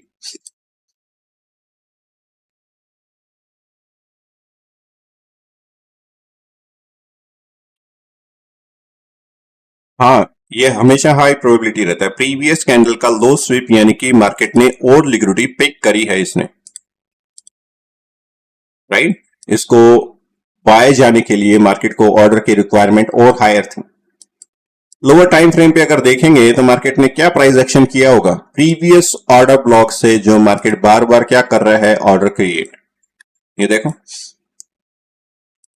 इधर भी ऑर्डर बिल्ड हुए इस बेरिश ऑर्डर ब्लॉक के, ये भी कहें एक तरीके से, और order build, again order build, ठीक है, rejection rejection rejection and speedily displacement. लेकिन इस स्पीडली डिस्प्लेसमेंट के लिए मार्केट ने और ऑर्डर बिल्ड किए हुए हैं, राइट। देन आपके पास में ये रेजिस्टेंस क्या हो रखा है, ब्रेक हो रखा है, और वो भी स्पीड के साथ में। उसके लिए मार्केट में और लिक्विडिटी रिक्वायरमेंट थी, जो कि एज ए प्राइस ने क्या किया, मैनिपुलेट। लोअर टाइम फ्रेम पे अगर देखेंगे तो देखो ये कैसा दिखता है, ये देखो, राइट, स्ट्रांगली शिफ्ट हो रखा है हायर। अब मार्केट इस इम्बैलेंस या फिर इस ऑर्डर ब्लॉक को अप्रोच करे तो हम क्या देखेंगे, वापस से प्राइस को हायर के लिए। अब जैसे ही लोअर टाइम फ्रेम के ऊपर आए तो काफी ज्यादा हमारे पास में क्या होगी, नॉइज क्रिएट होगी, बहुत ज्यादा कैंडल्स, और प्राइस एक्शन थोड़ा सा कम समझ में आता है। जब भी आपको ऐसा फील हो या फिर आपके पास में अनकंफर्टेबल हो रहे हो प्राइस एक्शन को समझने में, तो आप हाई टाइम फ्रेम करके देखो, वहां पे ज्यादा क्लीन रहे। अब डेली के ऊपर अगर हम देखें तो प्राइस एक्शन काफी क्लीन है इधर, राइट। देखते हैं आगे, इम्बैलेंस एंड रेफरेंस पॉइंट को फिल किया, सेम टाइप का आपके पास में लिक्विडिटी और पिक करी मार्केट ने, एंड वापस से कहां पे शिफ्ट हो रहा है, हायर। क्या क्रिएट कर रहा है, इम्बैलेंस। फर्स्ट कैंडल ये होगी इधर, ये होगी सेकंड, एंड क्रिएट की हुई है इनएफिशिएंट प्राइस एक्शन। अभी भी देखते हैं प्राइस ने कैसे रीबैलेंस करता है। अगेन ट्रेंड की कंटिन्यूएशन के अंदर अगर फाइंड करें वो ज्यादा बेटर है। अगेन आपके पास में हायर, क्या क्रिएट किया, inefficient price action. Again rebalance, क्या लेफ्ट किया हुआ है मार्केट ने, एक minor imbalance, fair value gap. Price कहां पे शिफ्ट हो रहा है, हायर। जैसे कि बाय साइड लिक्विडिटी हमारे पास में अवेलेबल है इधर, यानी कि प्राइस कौन से ऑर्डर पिक करने जा रहा है, राइट। इससे पहले अगर वापस से प्राइस रीबैलेंस करने आए तो यहां पे जो क्रिएट हो रखा है कोई इम्बैलेंस, मेरे पास में क्या रहेगा, higher probability, still higher higher. Trend के कंटिन्यूशन के अंदर कोई भी आपके पास में रेफरेंस पॉइंट या इम्बैलेंस अगर हम फाइंड कर रहे हैं, fair value gap, quality displacement, कैसे डिस्प्लेस कर रहा है अदर रेफरेंस पॉइंट को, अदर ऑर्डर ब्लॉक्स को। ये भी हमारे पास में क्या था, एक रेजिस्टेंस, उसको उसकी डिस्प्लेसमेंट क्वालिटी, एक तरीके से न्यू ऑर्डर पिक करना एंड डिस्प्लेस करना, रेफरेंस पॉइंट क्रिएट करना एज ए ऑर्डर ब्लॉक, उसके साथ में इम्बैलेंस। तो इस टाइप के पॉइंट ऑफ इंटरेस्ट, यानी कि ये क्या हो गया ओवरऑल, इन दोनों चीजों को मैं एक साथ अलाइन करूं तो मैं लिख सकता हूं ना इसे, ये क्या है, as a plus PDA, imbalance भी है और ऑर्डर ब्लॉक भी है, और प्रीवियस कोई रेफरेंस पॉइंट को क्या किया हुआ है, डिस्प्लेसमेंट, और जो डिस्प्लेसमेंट किया हुआ है, ठीक है, उसकी जो कैंडल है आपके पास में, यानी कि बॉडी स्ट्रांग है एक तरीके से। अब इसको भी आप है ना और बेटर तरीके से रिफाइन कर सकते हो। तो पॉइंट नंबर 1 जो हमारे पास में था इधर, कैंडल साइज इंपॉर्टेंट है, कैंडल का साइज, राइट। दूसरा है विक्स, स्मॉल और no wicks on opposite side, यानी कि जो आप इम्बैलेंस फाइंड कर रहे हो, ठीक है, जो फेयर वैल्यू गैप आपने मार्क किया है, उस कैंडल की जो विक्स है वो देखो वो कैसी हैं। अगर स्मॉल विक्स हैं, ठीक है, दोनों साइड के अंदर जो इम्बैलेंस आप मार्क कर रहे हो, यानी कि वहां पे बायर्स और सेलर्स की इतनी फाइट नहीं हो रखी, मार्केट ने विक्स के अंदर भी क्या है आपके पास में, लाइक प्राइस एक्शन क्या है, इम्बैलेंस रहा हुआ है, राइट। अपोजिट साइड पे विक नहीं है या छोटी विक्स है, मतलब कोई हेजिटेशन नहीं हो रखी, यानी कि कंटिन्यूएशन के अंदर प्राइस क्या रहा हुआ है, शिफ्ट हो रखा है, ठीक है। क्लीन इंपल्सिव मूव अगर आप कोई भी कैंडल के अंदर देखते हो, यानी कि हम नैरेटिव बिल्ड करते हैं कि इंस्टीट्यूशन के फुटप्रिंट है वो, इसका मतलब क्या है कि यानी कि इंस्टीट्यूशन इन्वॉल्वमेंट है, दैट्स वाई आपके पास में मार्केट इतना स्ट्रांगली मूव किया हुआ है। ठीक है, तो हम देखते हैं कि कोई कैंडल्स जो इम्बैलेंस, जो विक उसके ऊपर नहीं हो, जबकि इम्बैलेंस हो और ट्रेंड की कंटिन्यूशन के अंदर हो। ठीक है, अब वो सारे के सारे नैरेटिव अगर हम बिल्ड करेंगे तो ज्यादा हाई प्रोबेबिलिटी रहेगा। अब वापस से देखो, कोई भी इम्बैलेंस जो हमने मार्क किया हुआ हो उसको इस तरीके से, विक्स, ये जो कैंडल है इसके विक देखो, अपर विक्स, सबसे पहले कितना रिजेक्शन है इधर से, बहुत माइनर। और हमेशा जो बुलिश कैंडल आपके पास में होती है, ठीक है, जिसके ऊपर इम्बैलेंस मार्क करते हो, उसकी अपर विक कैसे मार्क करते हैं, एज ए माइनस पीडीए, यानी कि वहां से क्या रखा होगा, rejection, open high low close. तो हाई जब मार्केट बनाता है किसी बुलिश कैंडल का, तो वहां से जो विक प्रिंट होती है वो क्या शो करती है, एक तरीके से rejection as a minus PDA. तो माइनस पीडीए कितना क्रिएट हो रखा है इसके ऊपर, बहुत कम। ठीक है, यानी कि बहुत कम हेजिटेशन है, प्राइस स्ट्रांगली कहां पे क्लोज हो रहा है, हायर। तो ये एक तरीके से टेक्निकल एनालिसिस को रीड कर रहे हैं हम कि ठीक है, इस कैंडल का प्राइस हायर क्रिएट हो, हायर शिफ्ट हो रखा है और बहुत कम हेजिटेशन के साथ में, बहुत कम जो विक है, अपर विक क्रिएट हो रखी है ये, राइट। लोअर विक देखो इसकी, लोअर विक के अंदर क्या हम बुलिश कैंडल के लिए क्या लिखते हैं, लोअर विक के अंदर एज ए प्लस पीडीए। क्यों, क्योंकि मार्केट ने क्या किया हुआ, लिक्विडिटी जो पिक करती है तो किया हुआ रिजेक्ट इधर। तो बुलिश कैंडल के अंदर लोअर विक अगर बड़ी हो, यानी कि प्राइस क्या शो करता है, एक तरीके से इम्बैलेंस, ट्रेंड की डायरेक्शन। लोअर विक आपके पास में बड़ी हो एंड अपर विक क्या हो, स्मॉल, और उसकी वजह से कोई किसी भी टाइप का इम्बैलेंस अगर क्रिएट हो रखा है ट्रेंड की कंटिन्यूशन डायरेक्शन के अंदर, और उसकी बॉडी भी आपके पास में क्या है, स्ट्रांग है, और pair context average daily range भी आप क्या कर रहे हो, उसकी चेक कर रहे हो एक तरीके से, राइट, हाई टाइम फ्रेम के अलाइनमेंट के साथ में। ये सारी की सारी चीजें क्या बिल्ड करती है, स्ट्रांग नैरेटिव, जो कॉन्फिडेंस होता है ट्रेड लेने का कि ये जो इम्बैलेंस है उसको हाई प्रोबेबिलिटी के साथ में देख रहा हूं। और देख लो कोई भी इम्बैलेंस का टाइप, आप यहाँ पे जितने भी कैंडल्स आ रखे हैं, जैसे कि ये देखो, ये जो कैंडल्स आपके पास में फॉर्मेशन है 1 2 3, इनकी विक्स देखो कैसे प्रिंट हो रखी है, upper wick and lower wick. Lower wick क्या है, स्टिल थोड़ी सी ज्यादा है अगर कंपेयर करो तो अपर विक से, क्लियर डिस्प्लेसमेंट दिखा रही है कैंडल्स। कंटिन्यू क्या बिल्ड कर रही है, इम्बैलेंसेस।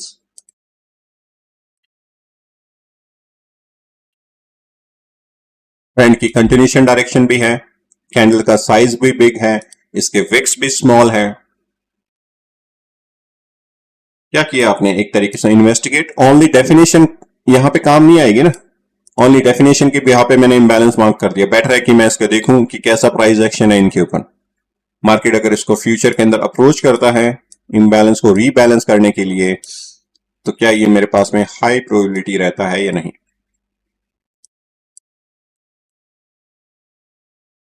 इसकी 50% पे बॉडी तक की क्लोजिंग नहीं है, रिजेक्शन है, strong strong rejection upper side and small wick. ऐसी कैंडल को हम क्या बोलते हैं, एक तरीके से जिसकी लोअर विक काफी स्ट्रांग हो और अपर विक काफी स्मॉल हो, बुलिश कैंडल के अंदर, बुलिश रिवर्सल कैंडल बोलते हैं इसको। हम आगे चल के बायस के अंदर डिस्कशन करेंगे इस पर्टिकुलर कैंडल को, जब एक पॉइंट ऑफ इंटरेस्ट के ऊपर मार्केट अप्रोच करे और एक बुलिश रिवर्सल कैंडल बिल्ड करे जिसकी लोअर विक आपके पास में काफी स्ट्रांग हो और अपर विक यानी कि ऊपर हेजिटेशन कम हो रखा हो, तो वो एक तरीके से क्या होता है, इंडिकेशन, यानी कि ट्रेंड क्या हो सकता है वहां से, शिफ्ट, राइट। सेम आपके पास में इधर भी इम्बैलेंस बिल्ड कर रखा है, इसकी भी अपर विक एंड लोअर विक देखो, अगर देखें इसे, लाइक यहां पे क्या क्रिएट हो रखा है आपके पास में, imbalance, upper wick and lower wick. Comparison क्या है ट्रेंड के साथ में, प्रोबेबिलिटी क्या होगी यहां पे ट्रेड लेने के लिए, बताओ, ठीक है। प्लस यहां पे जो भी रेफरेंस पॉइंट बिल्ड हो रखा है, बेरिश ऑर्डर ब्लॉक या फिर आपके पास में वॉल्यूम इम्बैलेंस, क्या कर रहा है मार्केट, उनको डिस्प्लेस, यानी कि इंडिकेशन है एक तरीके से प्रीवियस रेफरेंस पॉइंट को यहां पे बिल्ड होने वाली इनएफिशिएंट प्राइस एक्शन किस तरीके से डिस्प्लेस कर रही है। अगर वो कंटिन्यू 3 PDRS को डिस्प्लेस कर रही है, यानी कि यहां पे मान लो मैंने 3 रेफरेंस पॉइंट मार्क कर दिए, 3 ऐसे प्राइस एक्शन यानी कि फेयर वैल्यू गैप या फिर आपके पास में वॉल्यूम इम्बैलेंस, ये क्या हो गया वॉल्यूम इम्बैलेंस, मैंने मान लो मार्क कर दिया एक तरीके से V.I.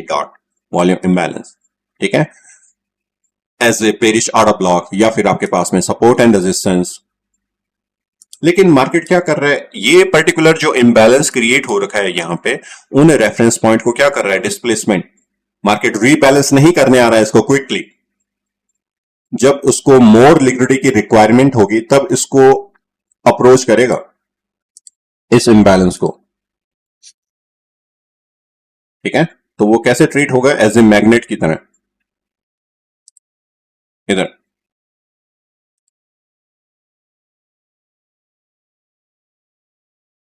इसीलिए ये इम्बैलेंस हमारे पास में क्या होगा, हाई प्रोबेबिलिटी।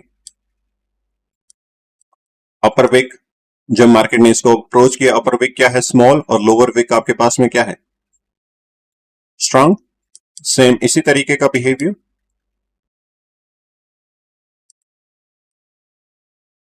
रेफरेंस पॉइंट, ये सारी की सारी चीजें हमारे पास में एज ए नैरेटिव बिल्ड करने के काम आती है जब मार्केट किसी रेफरेंस पॉइंट को अप्रोच करे, किसी ऑर्डर ब्लॉक को या फेयर वैल्यू गैप को। प्रीवियस रेफरेंस पॉइंट मार्केट ने जो यहां पे इम्बैलेंस क्रिएट हो रखा है, इसकी वजह से कितने रेफरेंस पॉइंट ब्रेक हुए हैं। एक आइडियल रेफरेंस पॉइंट ब्रेक अगर किसी इम्बैलेंस की वजह से 3 बार अगर रेफरेंस पॉइंट ब्रेक होते हैं जो कि अपोजिट डायरेक्शन के अंदर हो, ट्रेंड की डायरेक्शन क्या है, बुलिश, इसकी अपोजिट डायरेक्शन है ये, यहां पे किसी भी टाइप का रेफरेंस पॉइंट, कोई इम्बैलेंस, कोई फेयर वैल्यू गैप या फिर आपके पास में कोई ऑर्डर ब्लॉक या फिर ब्रेकर ब्लॉक, अगर वो डिस्प्लेस हो रहा है पर्टिकुलर इस इम्बैलेंस की वजह से जो ट्रेंड के लिए कंटिन्यूशन के अंदर बिल्ड हो रखा है, वो हायर प्रोबेबिलिटी रहता है एक तरीके से, ठीक है। कोई भी इम्बैलेंस जो आप देख रहे हो मार्केट के अंदर,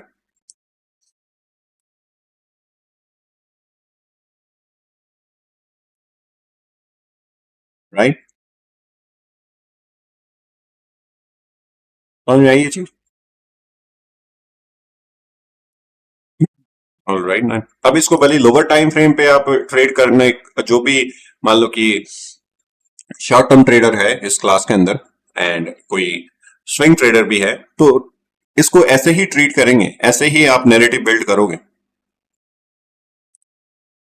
अगला है हमारे पास में डायरेक्शन, वन डायरेक्शन मूवमेंट, एक तरफ अगर मूव आ रखा हो, कोई हेजिटेशन नहीं, एक ही डायरेक्शन में 3 या 4 कैंडल्स उस इम्बैलेंस को क्रिएट करने के बाद में बिल्ड हो रखी हो, 3 to 4 कैंडल्स अगर एक ही डायरेक्शन के अंदर आपके पास में, अगर वो ट्रेंड बुलिश है तो उस इम्बैलेंस को क्रिएट करने के बाद में आपके पास में बाय साइड में जाए, इम्बैलेंस को लेफ्ट करे वो, यानी कि 3 या 4 कैंडल्स आने का मतलब कि जो प्रीवियस रेफरेंस पॉइंट थे जो ट्रेंड के अगेंस्ट में थे, वो क्या हो जाएंगे, ब्रेक हो जाएंगे उसकी वजह से, अगर वो 3 या 4 कैंडल्स कंटिन्यूशन में रहे तो। वो अलग बात है कि ऑल टाइम हाई पे ट्रेड हो रहा हो तब आपके पास में वहां पे रेफरेंस पॉइंट नहीं है, लेकिन 3 to 4 कैंडल्स अगर कंटिन्यूशन रहती है ऑल टाइम हाई पे भी, तो भी आपको क्या शो करती है, वो एक तरीके से स्ट्रॉन्ग ट्रेंड, राइट। तो एक ही डायरेक्शन के अंदर अगर मार्केट का मूव हो रहा है तो वो हाई प्रोबेबिलिटी अगेन, एक इम्बैलेंस क्रिएट होने के बाद में 3 to 4 कैंडल्स उसको फिल नहीं कर रही है, वापस से रीबैलेंस नहीं कर रही है, दैट मीन क्विकली रीबैलेंस नहीं हो रहा है प्राइस, जब उसको लिक्विडिटी की रिक्वायरमेंट होगी तब वो एक तरीके से रिट्रेस करेगा। जैसे कि इसको अगर चार्ट के ऊपर देखें, अभी देखा था हमने, चार्ट के ऊपर भी इसे शेयर कर देता हूं स्क्रीन, चार्ट गोल्ड एंड देखो 1 2 3 4 कंटिन्यू आपके पास में क्या है, हायर प्राइस। काफी टाइम बाद में आपके पास में रीबैलेंस करने आ रहा है। इम्बैलेंस क्या किया हुआ लेफ्ट, डेली टाइम फ्रेम पे क्या है, continuation, strong displacement plus swing low तो स्विंग हाई। अगर आप इसे कंपेयर भी करोगे एज ए प्रीमियम डिस्काउंटेड, कहां पे बिल्ड हो रखा है ये इम्बैलेंस अभी,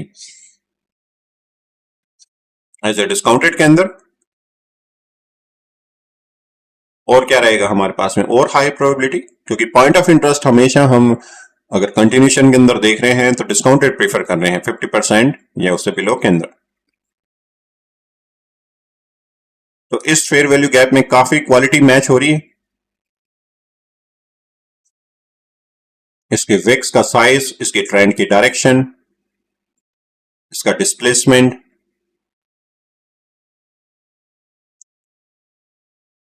ठीक है। और भी चीजें मैं यहां पे आपको बता सकता हूं मैक्रो इकोनॉमी की वजह से कि यहां पे किस टाइप की न्यूज है उस पर्टिकुलर डे के ऊपर। जैसे कि यहां पे थर्सडे 10 तारीख है अप्रैल की, तो इस दिन कौन सी न्यूज आ रखी होगी, उसका डेटा कैसा आ रखा होगा, फोरकास्टिंग टू एक्चुअल डेटा, वो भी हम आगे डिस्कशन करेंगे। लेकिन अभी ओनली टेक्निकल इस चार्ट के ऊपर क्या हो रखा है सिर्फ वो देख रहे हैं। सिर्फ चार्ट के ऊपर देख के हम टेक्निकल एनालिसिस करके हम क्या हाई प्रोबेबिलिटी इंबैलेंस मार्क कर सकते हैं या नहीं, वो बता रहा हूं मैं आपको। अभी चार्ट के बाहर क्या हो रखा है वो नहीं बता रहा हूं। अभी किस वजह से मूव हो रखा है वो डिस्कशन नहीं कर रहे हैं।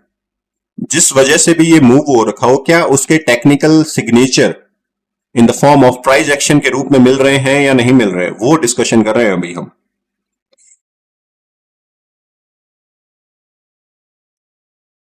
ऑलराइट,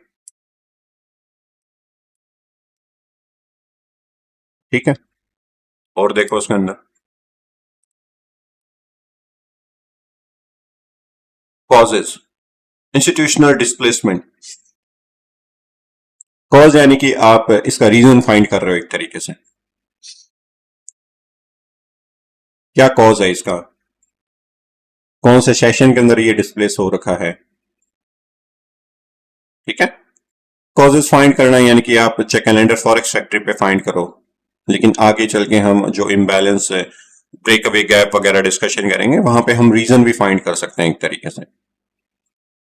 लेकिन एज ए टेक्निकल के अंदर कैसे रीजन फाइंड करेंगे, अगर स्ट्रॉन्ग कंटिन्यूशन डायरेक्शन हो आपके पास में, कोई भी रिट्रेसमेंट कैंडल नहीं आए, कंटिन्यूशन आपके पास में बाय साइड में जा रहा हो, 3 या 4 कैंडल्स कंटिन्यूशन, तो प्रोबेबिलिटी क्या रहेगी ऐसे कैरेक्टरिस्टिक्स के बिहाफ पे उस पर्टिकुलर फेयर वैल्यू गैप की क्वालिटी हम अगर जज कर रहे हैं, गुड फेयर वैल्यू गैप, ये सारी की सारी क्वालिटीज उसमें अगर हो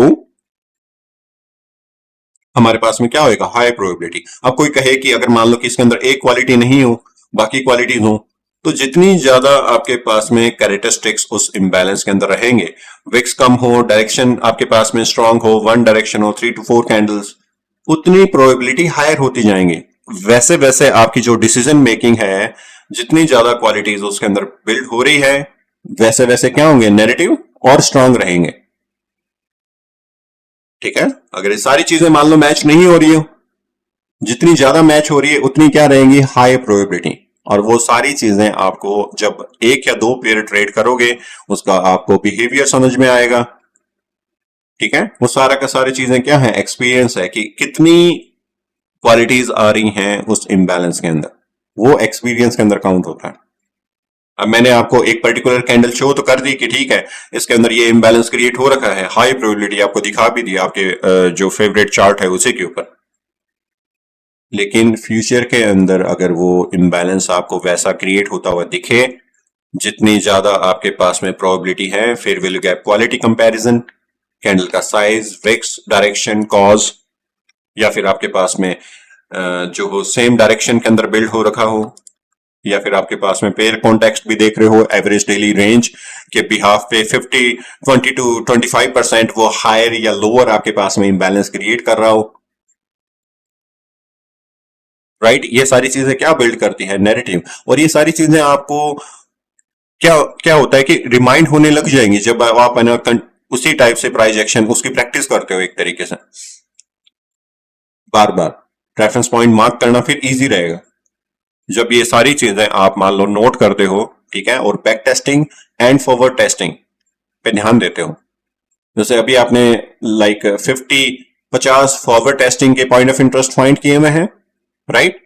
उनके अंदर भी देखो कि क्या मैंने वो जो रेफरेंस पॉइंट फाइंड किए हैं, ठीक है, जिसके अंदर आप अपनी जो विन रेट अभी बता रहे थे लाइक 50% प्लस ही बता रहे थे, तो क्या उसको हम और बेटर बिल्ड कर सकते हैं या नहीं? ठीक है, तो 3 स्लाइड आपको समझ में आ गई है। ऑलराइट, आपके पास में टाइम है तो कंटिन्यू रखूं ये लेक्चर। ऑलराइट, स्लाइड नंबर है 4, टाइम टू रीटेस्ट एक्सपेक्टेशंस। यानी कि जब फेयर वैल्यू गैप फिल होने आ रहा हो, वापस रीबैलेंस होने आ रहा हो प्राइस, तब हम उसके नैरेटिव कैसे बिल्ड करते हैं, वापस से रीबैलेंस करें। जैसे कि मान लो कि आपके कोई सेशन के ऊपर इम्बैलेंस बिल्ड हो रखा हो, अगर उसको सेम सेशन के अंदर अगर वो रीबैलेंस करे, कोई इम्बैलेंस या फिर आपके पास में किसी भी टाइप का ऑर्डर ब्लॉक भी क्यों ना हो, किसी भी टाइप का रेफरेंस पॉइंट, मान लो कि आप ट्रेड कर रहे हो यूरो यूएसडी, ठीक है, मान लेते हैं, या फिर कोई भी करेंसी पेयर या फिर मेटल। अगर मान लो यूरो यूएसडी एशिया के अंदर कम लिक्विडिटी आती है बिकॉज ऑफ उसके अंदर कोई सेशन या सेंट्रल बैंक का इन्वॉल्वमेंट नहीं होता, लंदन के अंदर आपके पास में कोई इम्बैलेंस क्रिएट हो रखा है लंदन सेशन के अंदर, ठीक है, अगर वो उसी सेशन में रीबैलेंस हो जाता है, दैट मीन आपके पास में प्रोबेबिलिटी क्या रहेगी, कम, क्योंकि उसी सेशन में रीबैलेंस होने का मतलब मार्केट के पार्टिसिपेंट्स को या इंस्टीट्यूशन को इतना क्विकली अगर लिक्विडिटी की रिक्वायरमेंट हो जाए किसी इम्बैलेंस को क्रिएट होने के बाद में, किसी रेफरेंस पॉइंट को क्रिएट होने के बाद में, क्योंकि उसका मतलब क्या हुआ कि इंस्टीट्यूशन उसे डिफेंड नहीं कर पाए एक तरीके से, लाइक वो इम्बैलेंस उसके अंदर जो लिक्विडिटी बिल्ड हो रखी है वो इतनी स्ट्रांग नहीं है कि वो क्विकली रीबैलेंस होगी। कहने का मतलब है कि कोई भी इम्बैलेंस आपके पास में क्विकली रीबैलेंस हो रहा हो, ठीक है, तो वो एक तरीके से क्या रहेगा, लो प्रोबेबिलिटी, क्योंकि जितना आपके पास में टाइम ज्यादा लगेगा रीबैलेंस होने में, वो शो करेगा कि जो प्रीवियस इम्बैलेंस क्रिएट हो रखा है उसकी वजह से प्राइस कितना हायर या फिर लोअर मूव हो रखा हो, ठीक है, समझ में आई ये चीज। यानी कि वो शॉर्ट टर्म इम्बैलेंस है, क्विकली अगर रीबैलेंस हो रहा है दैट मीन इतना इन्वॉल्वमेंट नहीं था, पार्टिसिपेंट्स नहीं हुए थे, जो भी आपके पास में इम्बैलेंस यानी कि बायर्स एक तरफ जो प्राइस ने मूव किया जहां पे, ठीक है, अगर वो क्विकली रीबैलेंस कर रहा है, क्विकली उस लिक्विडिटी को ग्रैब कर रहा है, तो दैट मीन आपके पास में वो क्या है, लो प्रोबेबिलिटी, भले वो सेम सेशन में कर रहा हो या अगली कैंडल में ही कर रहा हो, ठीक है। आगे लिखा हुआ है यहां पे मैक्रो इवेंट्स, ये डिपेंड्स करता है कि कौन सा मैक्रो इवेंट्स है, कौन से मैक्रो इवेंट्स की वजह से आपके पास में इम्बैलेंस क्रिएट हो रखा है, ये हम आगे डिस्कशन करेंगे, लेकिन मैंने यहाँ पे डाल दिया, रिजीम का भी डाल दिया, रिजीम शॉक एंड ऑल, लेकिन हम आगे ब्रेक अवे गैप्स के अंदर इसे डिस्कशन करेंगे। लेकिन अभी जो भी इम्बैलेंस आपके पास में क्रिएट हो रखा हो सेम सेशन के अंदर, अगर वो रीबैलेंस करे तो एक तरीके से लो प्रोबेबिलिटी है।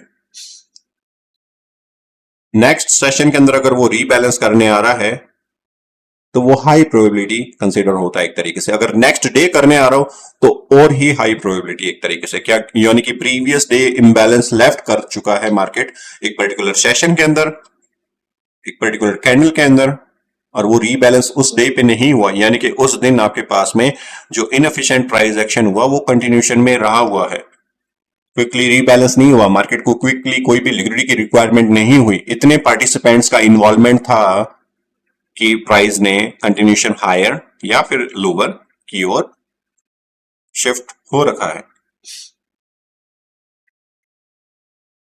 ठीक है। अब इसको चार्ट पे देख लेते हैं। ऑलराइट,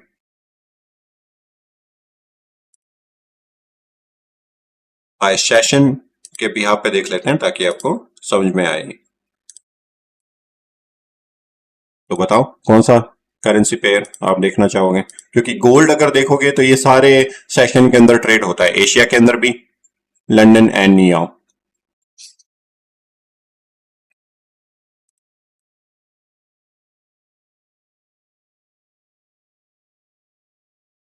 करेंसी पेयर ओके, मैं चूज कर लेता हूँ लाइक, ठीक है, यूएसडी कैड। और यूएसडी कैड के अंदर मान लो कि मैं इसको पीछे भी कर लेता हूँ एंड मान लो यहाँ पे है ना, ठीक है।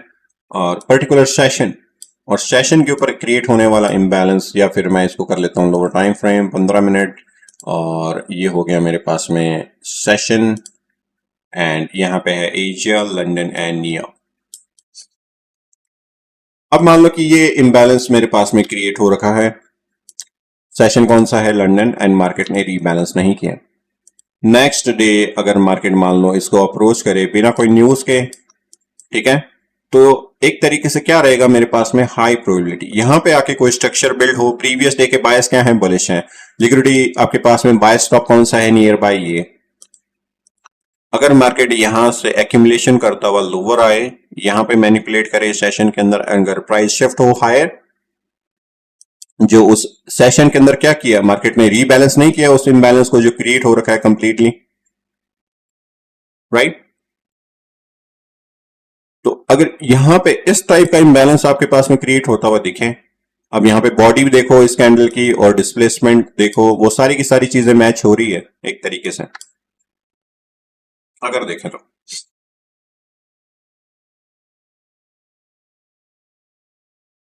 ठीक है। अगर इस टाइप का हम as a point of interest create कर सकते हैं कि उस डे पे अगर कोई न्यूज नहीं है और मार्केट यहां पे अप्रोच करे, तो ये पॉइंट ऑफ इंटरेस्ट हमारे पास में हाई प्रोबेबिलिटी रहेगा।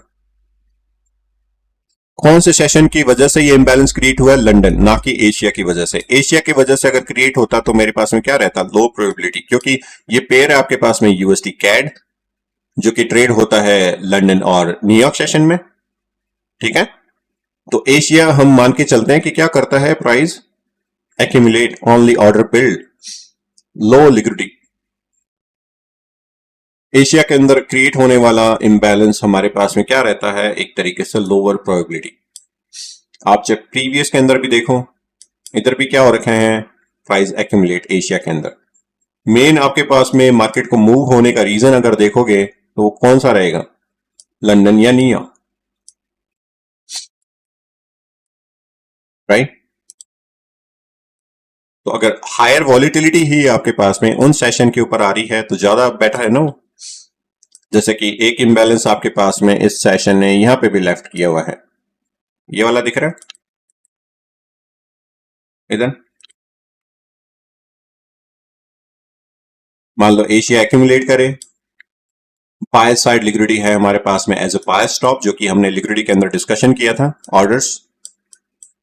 मार्केट मैनिपुलेट करे, प्राइस यहां पे शिफ्ट हो सकता है पहले, ये एंटिसिपेशन रहती है हमारे पास में, राइट टाइम पे आए सेशन या किल जोन के अंदर। पहले अगर बाय साइड के अंदर शिफ्ट कर रहा है, दैट मीन आपके पास में फिर हो सकता है कि इस इम्बैलेंस को एज ए मैग्नेट की तरह देखे। पहले अगर बाय स्टॉप ले रहा हो मान लो इधर, तो आपके पास में रीबैलेंस करने आ सकता है, मे बी यहां पे और मे बी यहां पे।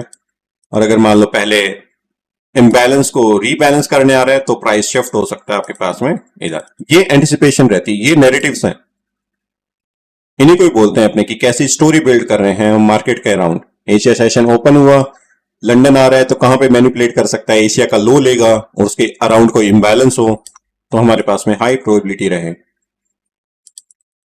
अगर मार्केट ऐसे बिहेव करता है तो। लंदन ओपन, प्राइस आपके पास में कर रहा है ऑर्डर बिल्ड, अगेन आपके पास में क्या क्रिएट किया, एक इम्बैलेंस। क्या वो सेम सेशन पे फिल हो रहा है या नहीं हो रहा, क्विकली अगर आपके पास में रीबैलेंस हो रहा है प्राइस, दैट मीन वो लो प्रोबेबिलिटी, और बाद में रीबैलेंस हो रहा है that mean higher probability. Quickly rebalance, price कहां पे आ सकता है और रीबैलेंस को फिल करने, इनको, जैसे कि पहला अप्रोच किया इधर,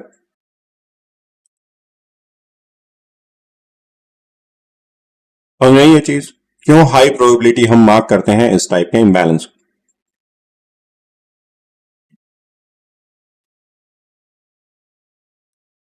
ट्रेंड के अगेंस्ट में अगर कोई बिल्ड हो रहा है, यानी कि ये, क्या हम ये चूज करते हैं ये वाले इम्बैलेंस? ट्रेंड के साथ में जो बिल्ड हो रखे हैं, यानी कि ये ज्यादा बेटर प्रोबेबिलिटी है, राइट? रैंडम चार्ट, रैंडम आपके पास में पीछे किया हुआ है इसे। अब ये इस टाइप से अगर आप स्टोरी लाइन बिल्ड करते हो तो क्या रहती है, हमेशा हायर प्रोबेबिलिटी। ऑलराइट, कैसे इसको, कौन से सेशन के ऊपर कौन सी टाइमिंग रहती है, एक तरीके से आगे टाइमिंग वाला पार्ट हम आगे डिस्कशन भी करेंगे, लेकिन मैं जस्ट बता रहा हूं कि कितना क्विकली रीबैलेंस कर रहा है। क्विकली रीबैलेंस कर रहा है, that mean low probability.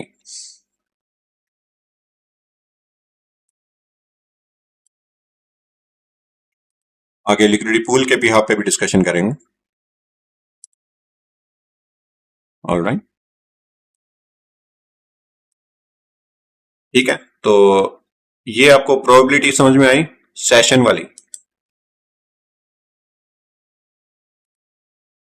Same session retest, that mean low probability, next session retest यानी कि हाई प्रोबेबिलिटी। ये सेम चीज वर्क करती है डीलिंग रेंज के अंदर भी। जब भी आपके पास में चेंज ऑफ कैरेक्टर हो रहा है या फिर आपके पास में कोई डीलिंग रेंज क्रिएट हो रही है, डीलिंग रेंज के स्टार्टिंग के अंदर या फिर ऑर्डर फ्लो के अंदर आपके पास में जो लो रेजिस्टेंस लिक्विडिटी रन होती है, जो कि हमने ऑर्डर फ्लो के अंदर डिस्कशन किया था, ऑर्डर फ्लो लेक्चर के अंदर, कि जब भी आपके पास में कोई हायर लो प्रिंट हो रहा है, ठीक है, तो उसके जो स्विंग के बाद में जो लिक्विडिटी बिल्ड होती है किस टाइप की होती है, लो रेजिस्टेंस, राइट? डिस्कशन किया था,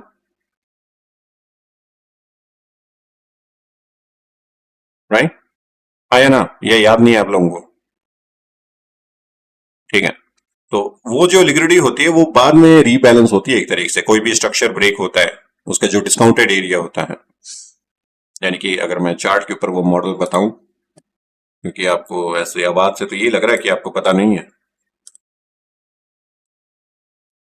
मैं ये कह रहा हूं आपके पास में कि प्राइस अगर आप यहां से higher high higher low formation के अंदर है, ठीक है, वापस से कोई डिस्काउंटेड एरिया को अप्रोच कर रहा हो, हायर रेजिस्टेंस के साथ में डिस्काउंटेड एरिया को टैप करे एंड लो रेजिस्टेंस के साथ में हायर जाए, इस तरीके से, तो वो जो इम्बैलेंस आपके पास में लेफ्ट करेगा ये क्विकली रीबैलेंस नहीं होता। यहां पे क्रिएट होने वाली लो रेजिस्टेंस बाद में जब मार्केट अप्रोच करता है, देन आपके पास में वो रीबैलेंस हो रहा होता। ऐसा सेम आपके पास में ट्रेंड के साथ में भी है। जब भी ट्रेंड आपके पास में मान लो कि higher high higher low formation पे हायर हो एंड किसी हाई टाइम फ्रेम के पीडीआरएस की वजह से वो ट्रेंड शिफ्ट हो रहा हो, उसके अंदर जो इम्बैलेंस क्रिएट हो रखा है वो कंप्लीटली फिल नहीं होता एक तरीके से। Most of the time market पहले क्या हो जाती है, ड्रॉप।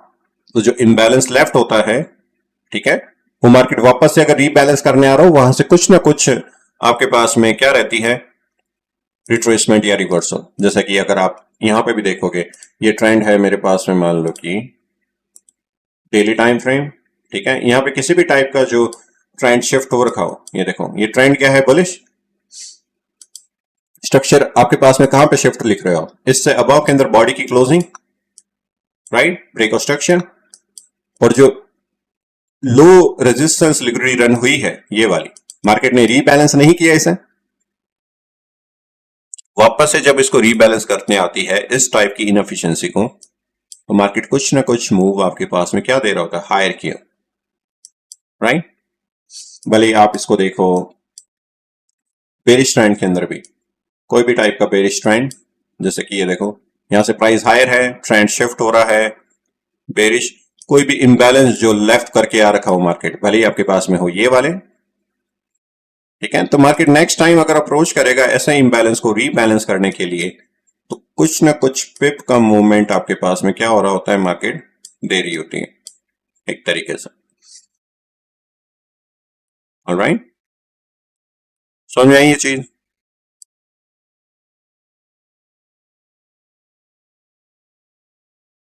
ऑलराइट देन, ये हमने ऑलरेडी डिस्कशन की है क्योंकि ऑर्डर फ्लो के अंदर।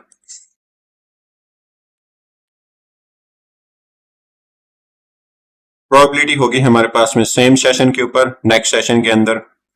रीजन शॉर्ट टर्म इम्बैलेंस होता है। नेक्स्ट सेशन के अंदर इंस्टीट्यूशनल डिस्प्लेसमेंट माना जाता है, यानी कि जो प्रीवियस सेशन के अंदर आपके पास में फेयर वैल्यू गैप बिल्ड हुआ था वो एक तरीके से क्या था, इंस्टीट्यूशन डिस्प्लेसमेंट, इंस्टीट्यूशन का इन्वॉल्वमेंट। दैट्स वाई वो क्विकली रीबैलेंस नहीं हुआ प्राइस एक्शन। स्ट्रेंथ क्या रहती है ऐसे कि वीक, जो सेम सेशन के अंदर रीबैलेंस हो रहा। नेक्स्ट सेशन या नेक्स्ट डे के अंदर स्ट्रांग। एक्शन क्या लेना है अगर इस टाइप का प्राइस एक्शन होता हुआ दिखे, ऐसे अगर प्राइस एक्शन होता हुआ दिखे तो अवॉइड करना है, treat as a noise. Same session के अंदर वो क्विकली रीबैलेंस कर रहा होगा। Next session strong, good entry point of interest या गुड जोन। मैक्रो रिजीम वाले हम बाद में डिस्कशन करेंगे एक तरीके से। तो ये स्लाइड अगर समझ में आई है तो बताओ नैरेटिव की। ऑलराइट, नेक्स्ट स्लाइड है हमारे पास में प्रोबेबिलिटी ग्रेडिंग, यानी कि इन सारी चीजों को जो प्रीवियस हमने डिस्कशन किया, भले वो हो सेशन के बिहाफ में, हाई टाइम फ्रेम के बिहाफ में, हाई टाइम फ्रेम के साथ में अलाइनमेंट ओवरलैप हो रहा हो, डिस्प्लेसमेंट क्लीन हो, लोअर टाइम फ्रेम पे भी वो इम्बैलेंस अवेलेबल हो।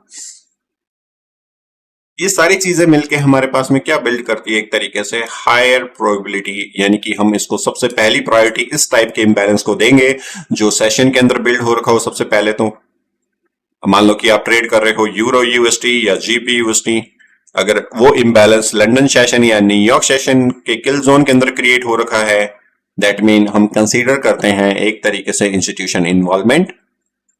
हाई टाइम फ्रेम के बिहाफ पे अगर वो डेली टाइम फ्रेम पे भी है, ओवरलैप हो रहा है आपके पास में कोई प्रीमियम या डिस्काउंटेड लेवल के ऊपर, ट्रेंड बुलिश है अगर वो डिस्काउंटेड लेवल में भी हो और हाई टाइम फ्रेम के ऊपर भी हो, प्लस जो उस पर्टिकुलर डे के ऊपर बिल्ड हो रखा है उसका सेशन भी क्या हो, लंदन या न्यूयॉर्क, और उस इंबैलेंस की वजह से कोई भी स्ट्रक्चर अगर शिफ्ट हो रहा है यानी कि डिस्प्लेसमेंट, वो भी क्या हो, क्लीन।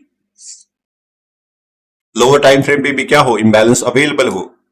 तो ऐसी टाइप का इंबैलेंस या फिर रेफरेंस पॉइंट हमारे पास में ग्रेडिंग के अंदर, अब हमारे डिसीजन मेकिंग के अंदर उसकी जो प्रायोरिटी रहेगी वो क्या रहेगी, नंबर 1।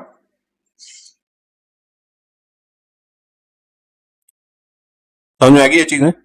ये जो पिछले 4 स्लाइड्स थी ना उसका कंबाइन करके प्रोबेबिलिटी ग्रेडिंग की हुई है आप लोगों के लिए, ताकि आप क्विकली सिर्फ इसको रिमाइंड कर लो एक तरीके से। वो सारी जो चीजें पीछे डिस्कशन करी थी वो सारी यहां पे रखी हुई है मैंने। ऑलराइट, अब मान लो कि सेकंड प्रोबेबिलिटी है इनमें से कोई एक चीज अवेलेबल नहीं हो, यानी कि लोअर टाइम फ्रेम पे कंफर्मेशन नहीं हो, डिस्प्लेसमेंट थोड़ा वीक हो, ओवरलैप 1 या 2 टाइम फ्रेम के साथ में ओवरलैप हो रहा हो, ठीक है, या फिर प्रीमियम या डिस्काउंटेड के अंदर नहीं हो, बहुत कम हो एक तरीके से, हाई टाइम फ्रेम के बायस के साथ में अलाइनमेंट कम हो, या फिर आपके पास में सेशन के अंदर नहीं हो, ये बिल्ड हो रखा हो। इनमें से कोई एक फैक्टर जो ऊपर हाई प्रोबेबिलिटी है, इनमें से मान लो कि 2 कंफर्मेशन नहीं हो, ओनली 3 तरीके से हो, ठीक है, ओनली 3 आपके पास में मैच हो रही हो चीजें, 2 मैच नहीं हो रही है, तो वो एक तरीके से प्रोबेबिलिटी या डिसीजन मेकिंग हमारी क्या हो जाएगी, लो प्रोबेबिलिटी। यानी कि जो रिस्क एपिटाइट है वो हम क्या रखेंगे, एक तरीके से रिस्क कम लेंगे, ठीक है। यहां पे हम जो भी रिस्क कंसिडर कर रहे हैं, हमारा रिस्क मैनेजमेंट, उसके ऊपर हमारे पास में हेजिटेशन नहीं होगी। लेकिन जैसे ही प्रोबेबिलिटी कम होती है हमें पता रहता है कि लो प्रोबेबिलिटी सेटअप है, तो उसको हम कैसे ट्रीट करना है एक तरीके से, वहां पे डिसीजन मेकिंग कैसे ही होनी चाहिए। अगर वो इम्बैलेंस या फिर रेफरेंस पॉइंट आपके पास में क्रिएट हो रखा हो एशिया सेशन के अंदर, कोई भी अलाइनमेंट भी नहीं हो, कोई प्रीमियम या डिस्काउंटेड जोन के अंदर भी नहीं हो, डिस्प्लेसमेंट भी आपके पास में चौपी हो, एक तरीके से छोटी छोटी कैंडल्स के साथ में मार्केट का स्ट्रक्चर शिफ्ट हो रखा हो, लोअर टाइम फ्रेम पे कंफर्मेशन नहीं हो, ऐसी चीजें क्या रहती है, लो प्रोबेबिलिटी। ऑलराइट, समझ में आई ये चीज? तो जो ग्रेडिंग के सॉरी जो नैरेटिव के टाइप हैं, ठीक है, उसके अंदर 5 नैरेटिव हमने डिस्कशन की हैं फेयर वैल्यू गैप के, और 5 नैरेटिव अभी और लेफ्ट हैं जो कि हम नेक्स्ट क्लास के अंदर डिस्कशन करेंगे।